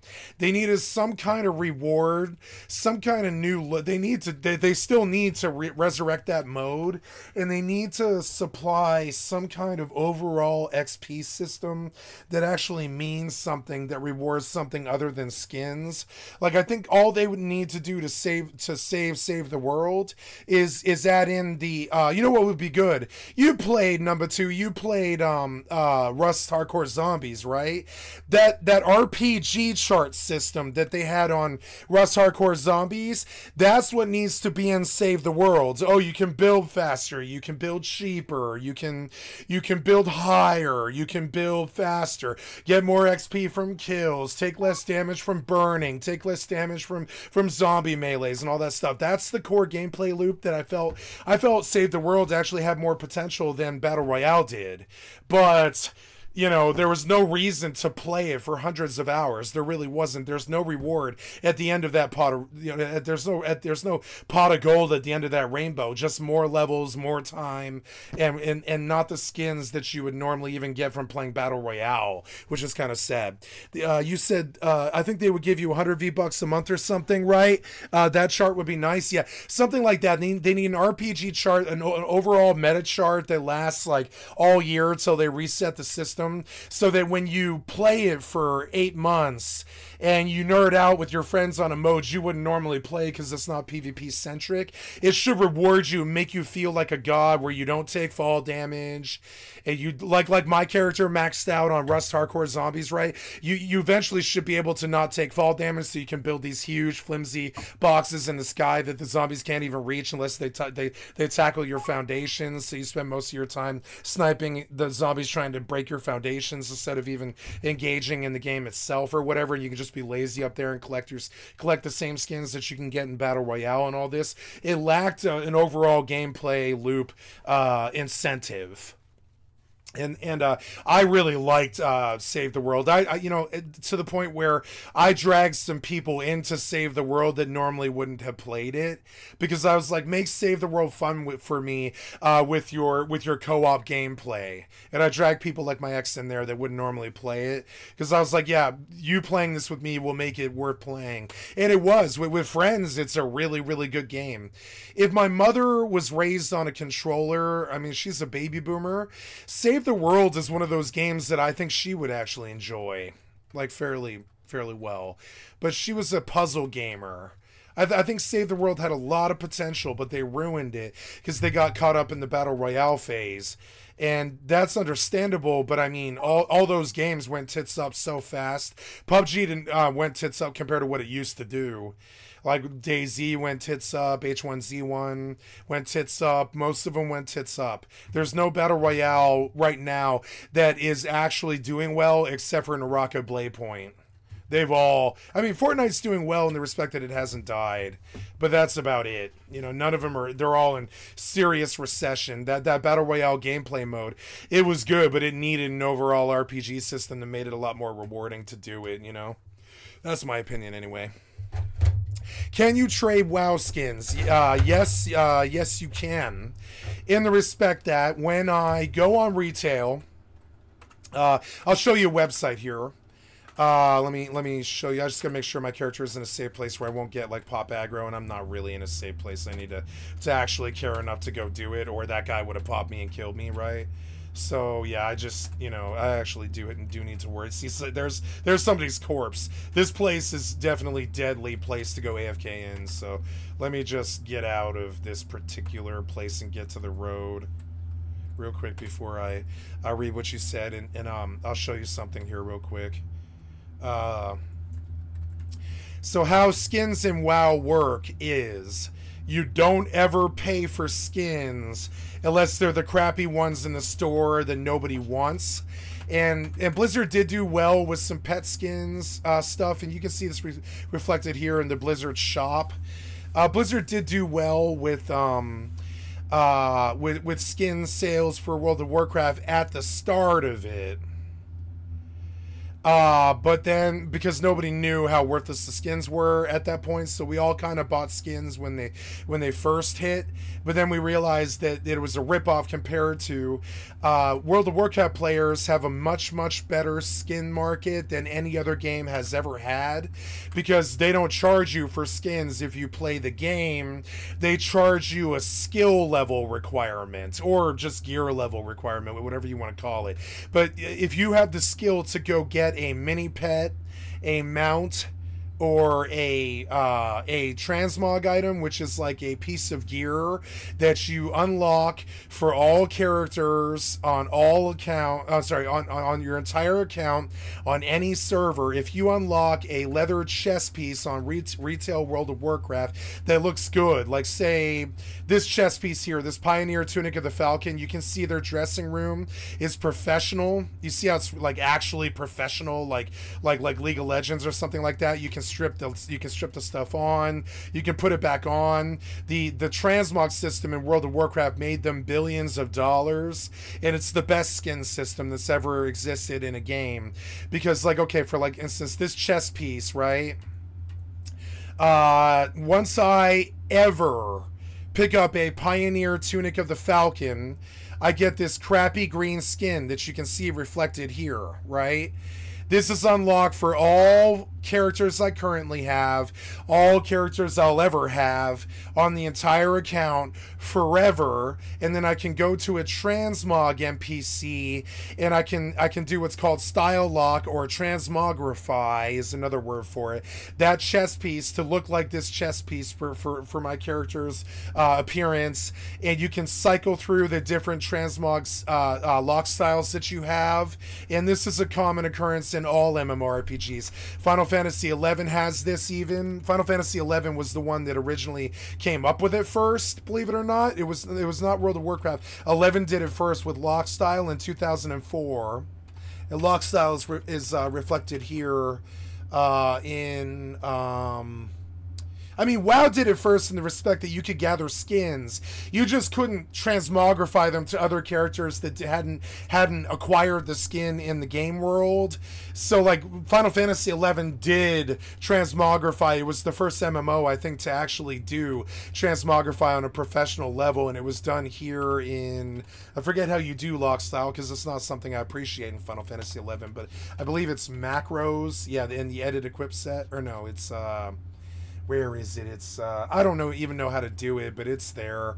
It's in equipment or something like that. You can lock style a certain set that you like, or even just pieces, so that you can switch to your fishing set and look like you're a fisherman, or switch to your armor set and look like you're a warrior, or switch to your wedding sets, like say you're getting married to another character or something. You know, you can switch to the sets that you want to do. World of Warcraft professionalized it with something called equipment sets, and the modders were the ones that came up with that. It was called Outfitter, is the mod in World of Warcraft that made transmogrify. Without the mod scene in World of Warcraft, we never would have known what skins were, and we never would have had skins sold to us in the first place if there hadn't been a mod called Outfitter that came out in 2003 that made it so you could switch different sets of gear to whatever it is you were trying to do. Like, you could do an attack power set, you could do a run speed set, you could do a mounted set, you could do a chilling on the beach set, you could do whatever the fuck you wanted to, and you could just press a button in the upper right corner of the character screen. I would have it right here if I had the mod installed, but I don't. And Blizzard does have equip sets, but not in Classic. So in retail equip sets are fully supported, but for a long time it was only a mod that could actually reflect the change. And so yes, World of Warcraft has transmogrify. Now, Transmogrified opened up another market for people like me who could make $300,000 a month selling gear that is hard to get to people who want to pay me $300,000 US in money for transmog, for gold and transmog. And this is reflected here on a website called the Undermine Journal. And I am an expert at this. I actually have made 20 million gold in my lifetime, which I don't know what a WoW coin gets you right now. I suppose I could go look. Like, what's the WoW coin price? WoW coin price right now. It depends on the server. So let's say WoW right now the average live WoW snap price for a WoW coin is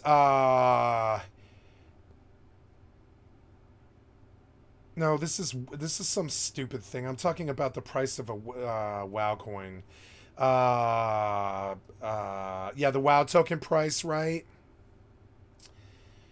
I don't know what that works out to be. There's kind of numbers that I don't truly understand about what they're talking about, because usually it's like you get like 275,000 gold for the price of or it's like between 150 to 275,000 gold on retail for the price of 1 month sub, which is $15. Or I think it's still $15, yeah. So you can, on retail WoW, the original WoW, or not the original WoW, but the modern WoW, you don't ever have to farm. You could just shell out like EVE Online, you can shell out $20 and you can just buy whatever you want with the 275,000 gold that you get. But this opened another market for people like me on the Undermine Journal, which is reflected here. This is a website that is 18 years old, or like 16 years old or something like that. I guess it permanently closed this year. And went to the Undermine Exchange, an augmented auction house interface used by the goblins of Undermine. Mobile browsers should work better in full screen mode and all this, and use full screens and all this, right? So you pick a server. Like my server is Emerald Dream. So we'll go to Emerald Dream, right? And we'll see that's Emerald Dream US. And we'll look at armor. And we'll just look for armor in general, right? Just in general. And we're going to sort by price. And you will begin to see that this offhand is gold capped at 10 million. And there's a lot of items like this. There's many gold capped items that they're selling. Transmog. This value is something like whatever 10 million divided by 175,000 is. I don't know what the WoW coin is, but I'm just guessing. Let's say a medium price of 175,000. So we're going to take gold cap there for a price, which is, what is that? It's 1, 2, 3, 4, 5, 6, 7, 8, 9 nines, right? 9,999,999 gold, right? Divided by 175,000 for 20 bucks is the WoW coin, or sorry, 15 bucks, right? So yeah, 175,000, that is 57 WoW coins, and this is bad math. I'll be the first one to say it. I'm trying to give you a general average of what it was at the start of Shadowlands. I don't know what it is now, but I'm quoting you prices from the last time that I did transmog flipping. And so this one item will sell for 57 months of WoW subscriptions. This one item. That is 57 months, right? You're going to get an idea of why I talk about my private war against the government all the time, and why I'm so angry, and I talk about digital serfdom and stuff. This is 57 $15 payments. I'll do the math on you. This one item, if you were to go find it in the world of Warcraft, is worth 57 months of 57 subs, 57.14 subs, 57.14 subs. Times $15, right? This one item is worth $857 US, and I can go get this item. This is a piece of crap item. I can get it to drop. I bet I can get it to drop at the very least. I bet I can get my hands on this item either by hook or crook. I would stake my reputation that I could get my hands on this item through hook or crook inside of 72 hours.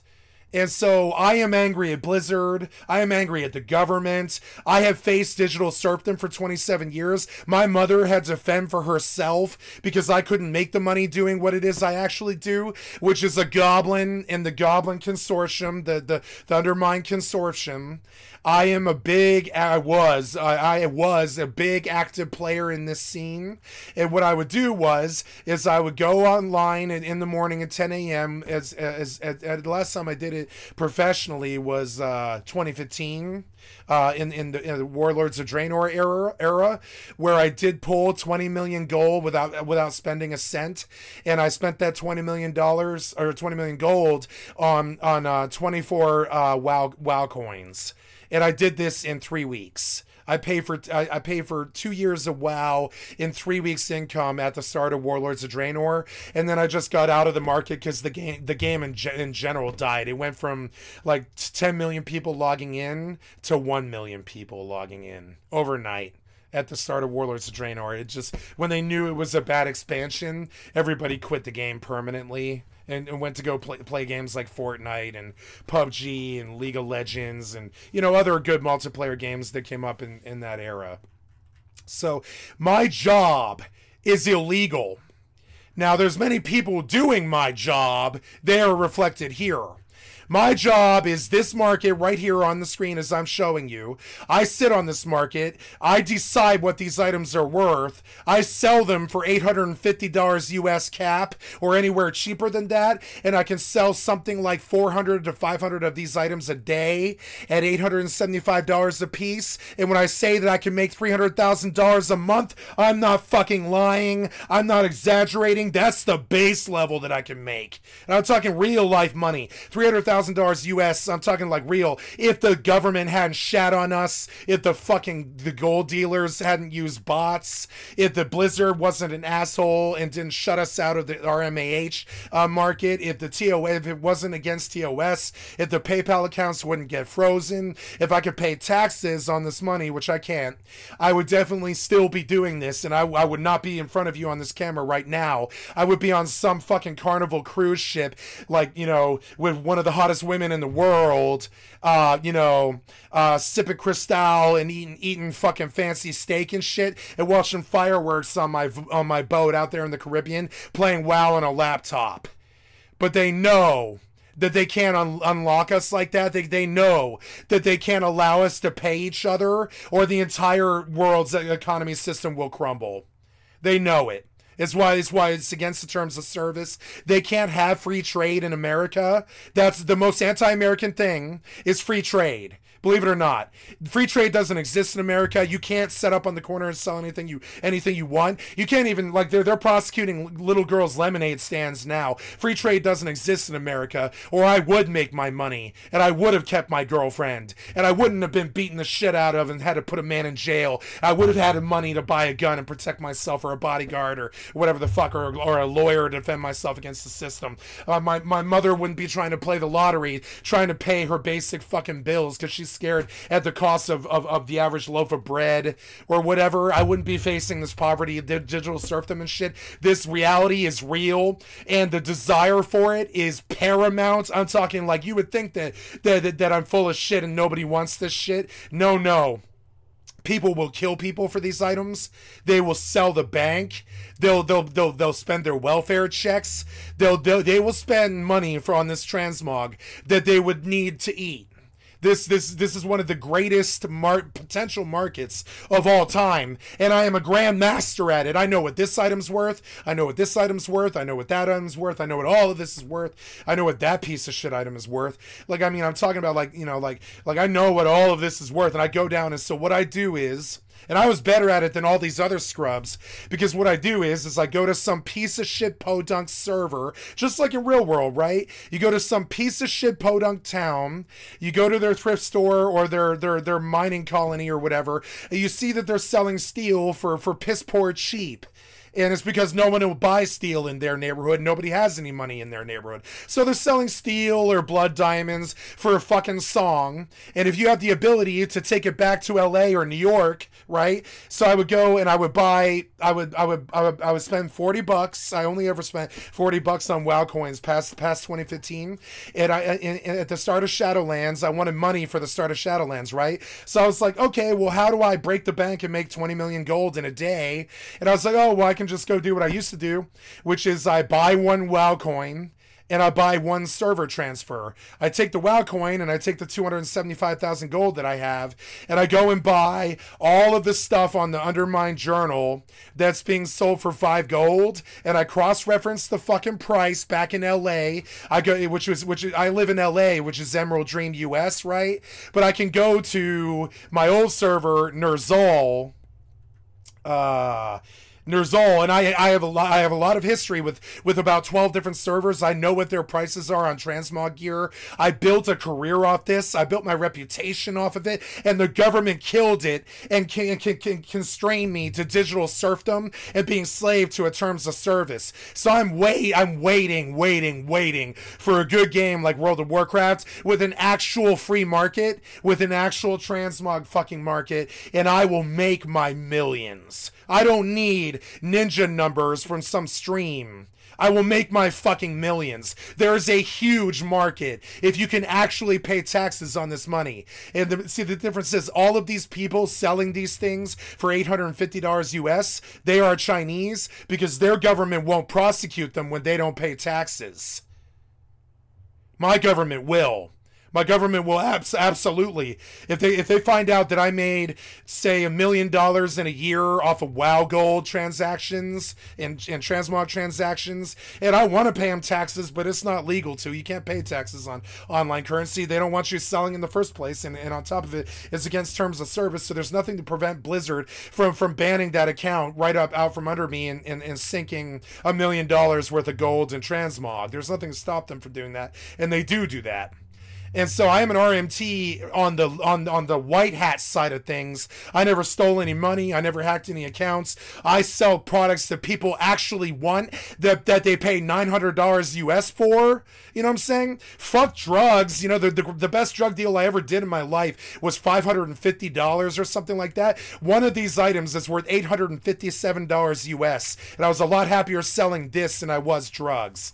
And so I have a real reason to hate orcs more than most. You don't want me around developers. You don't want me around politicians. I'll scream in their fucking face if I don't outright punch them in the fucking face. I have a lot of rage when it comes to developers and politicians who have constrained me and my family to fucking poverty and digital serfdom because my chosen profession is technically illegal, but they won't come out and say it, and they won't allow me to pay taxes on it. And so, I refuse to have my accounts frozen like Marquis Dragon. I will not do that. I have accounts that I sold already for thousands and thousands of dollars. I did this willingly. I will not have them unwillingly freeze my accounts for RMT sales and all this shit. And so, yeah, WoW has transmog. WoW has skins, and all it costs you is the monthly fee to get them, which makes it the best skin market that's ever existed. You can go get this item without buying it. You can just go farm this item. It's worth $850 US, and when you can get it, you can go get $857 US worth of WoW gold if you bring it to the market. You see it? And so I used to take shit from Podunk Nerzal, Podunk Dead Blackrock, Podunk dead Frostmourne, Podunk dead. I mean, Lightning Hoof isn't dead, but it was dead for a bit there. Podunk dead, Lightning Hoof, Podunk dead, the Venture Company. We opened the gates of Encourage on the Venture Company. I know that server and shit. I know it. So I go to the Venture Company. I buy all of the fucking shit that they don't know what it's worth, and I take it back to LA and I sell it to rich people for like hundreds of dollars US. You know what I'm saying? Each transaction. What I do is worth more than what Pablo Escobar did. It's worth more money.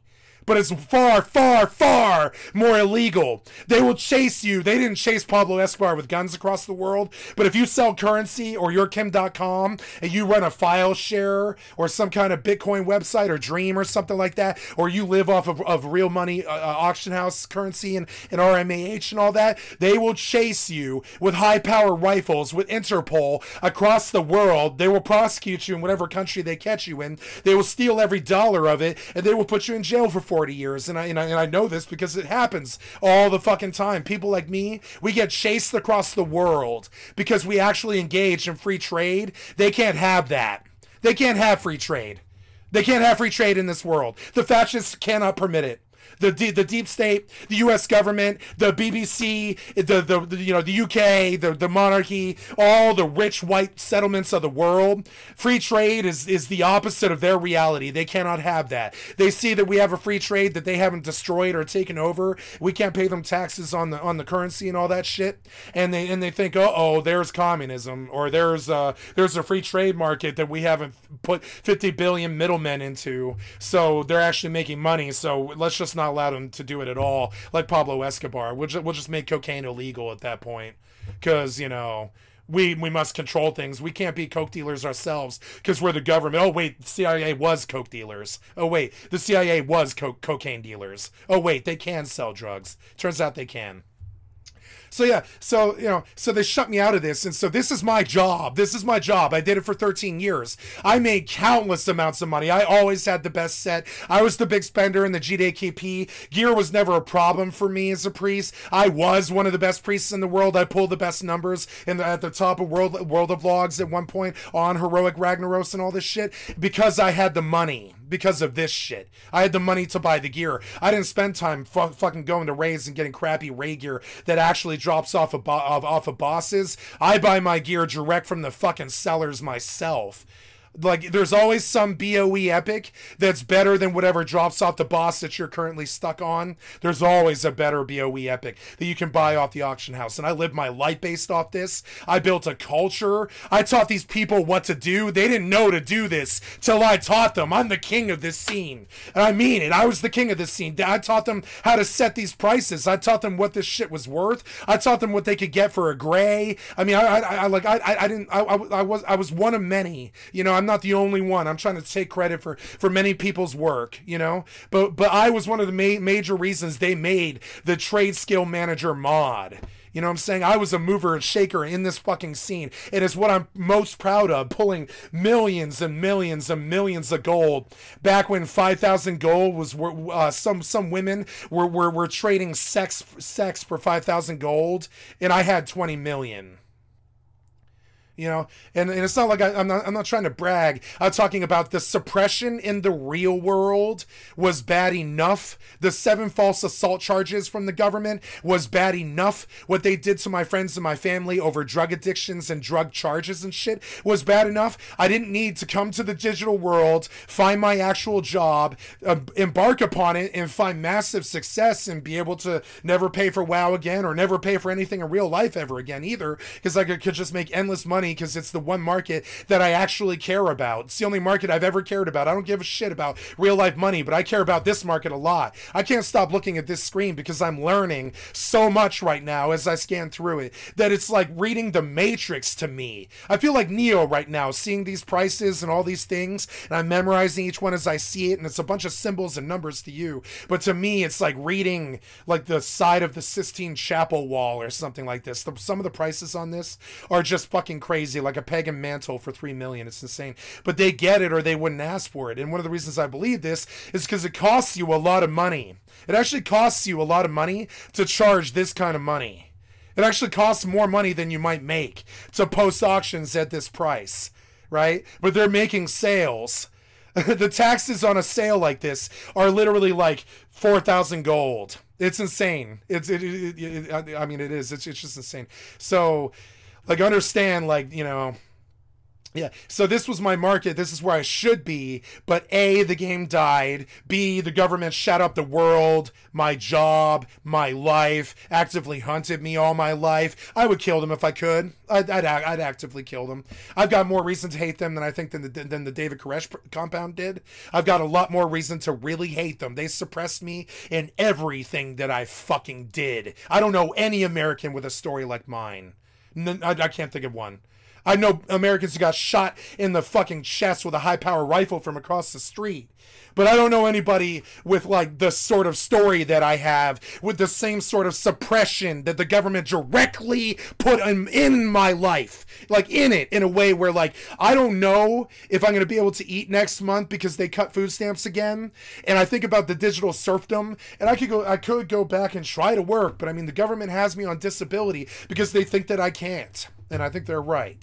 So I look at the one thing I could do to not be a fucking leech on society, which is this. This is the one thing that I'm actually good at, MMORPGs. I'm good at it. I'm better than you or whatever. You know, not you. I'm the royal you. I'm better than most people at this. And so these prices are not shocking to me. I think they are to most people. These prices are not shocking to me at all. This is not much money to me. You know? This is not much money. This is like one day's worth of sales. A lot of money to me would be many accounts to gold cap, right? Gold cap I think is still 20 million or something like that. I forget what it is. But yeah, or maybe it's 10 million now. It appears to be 10 million maybe. The gold cap is like 10 million and stuff. Gold cap does not impress me. I've reached it many times. And I'm now very sick. I haven't gone to the Undermined Journal since the start of Shadowlands, which was like 3.5, 4 years ago, something like that. Because every time I come back and look at this, I get a little bit more angry and a little bit more government-cidal, as in I want to kill my entire government.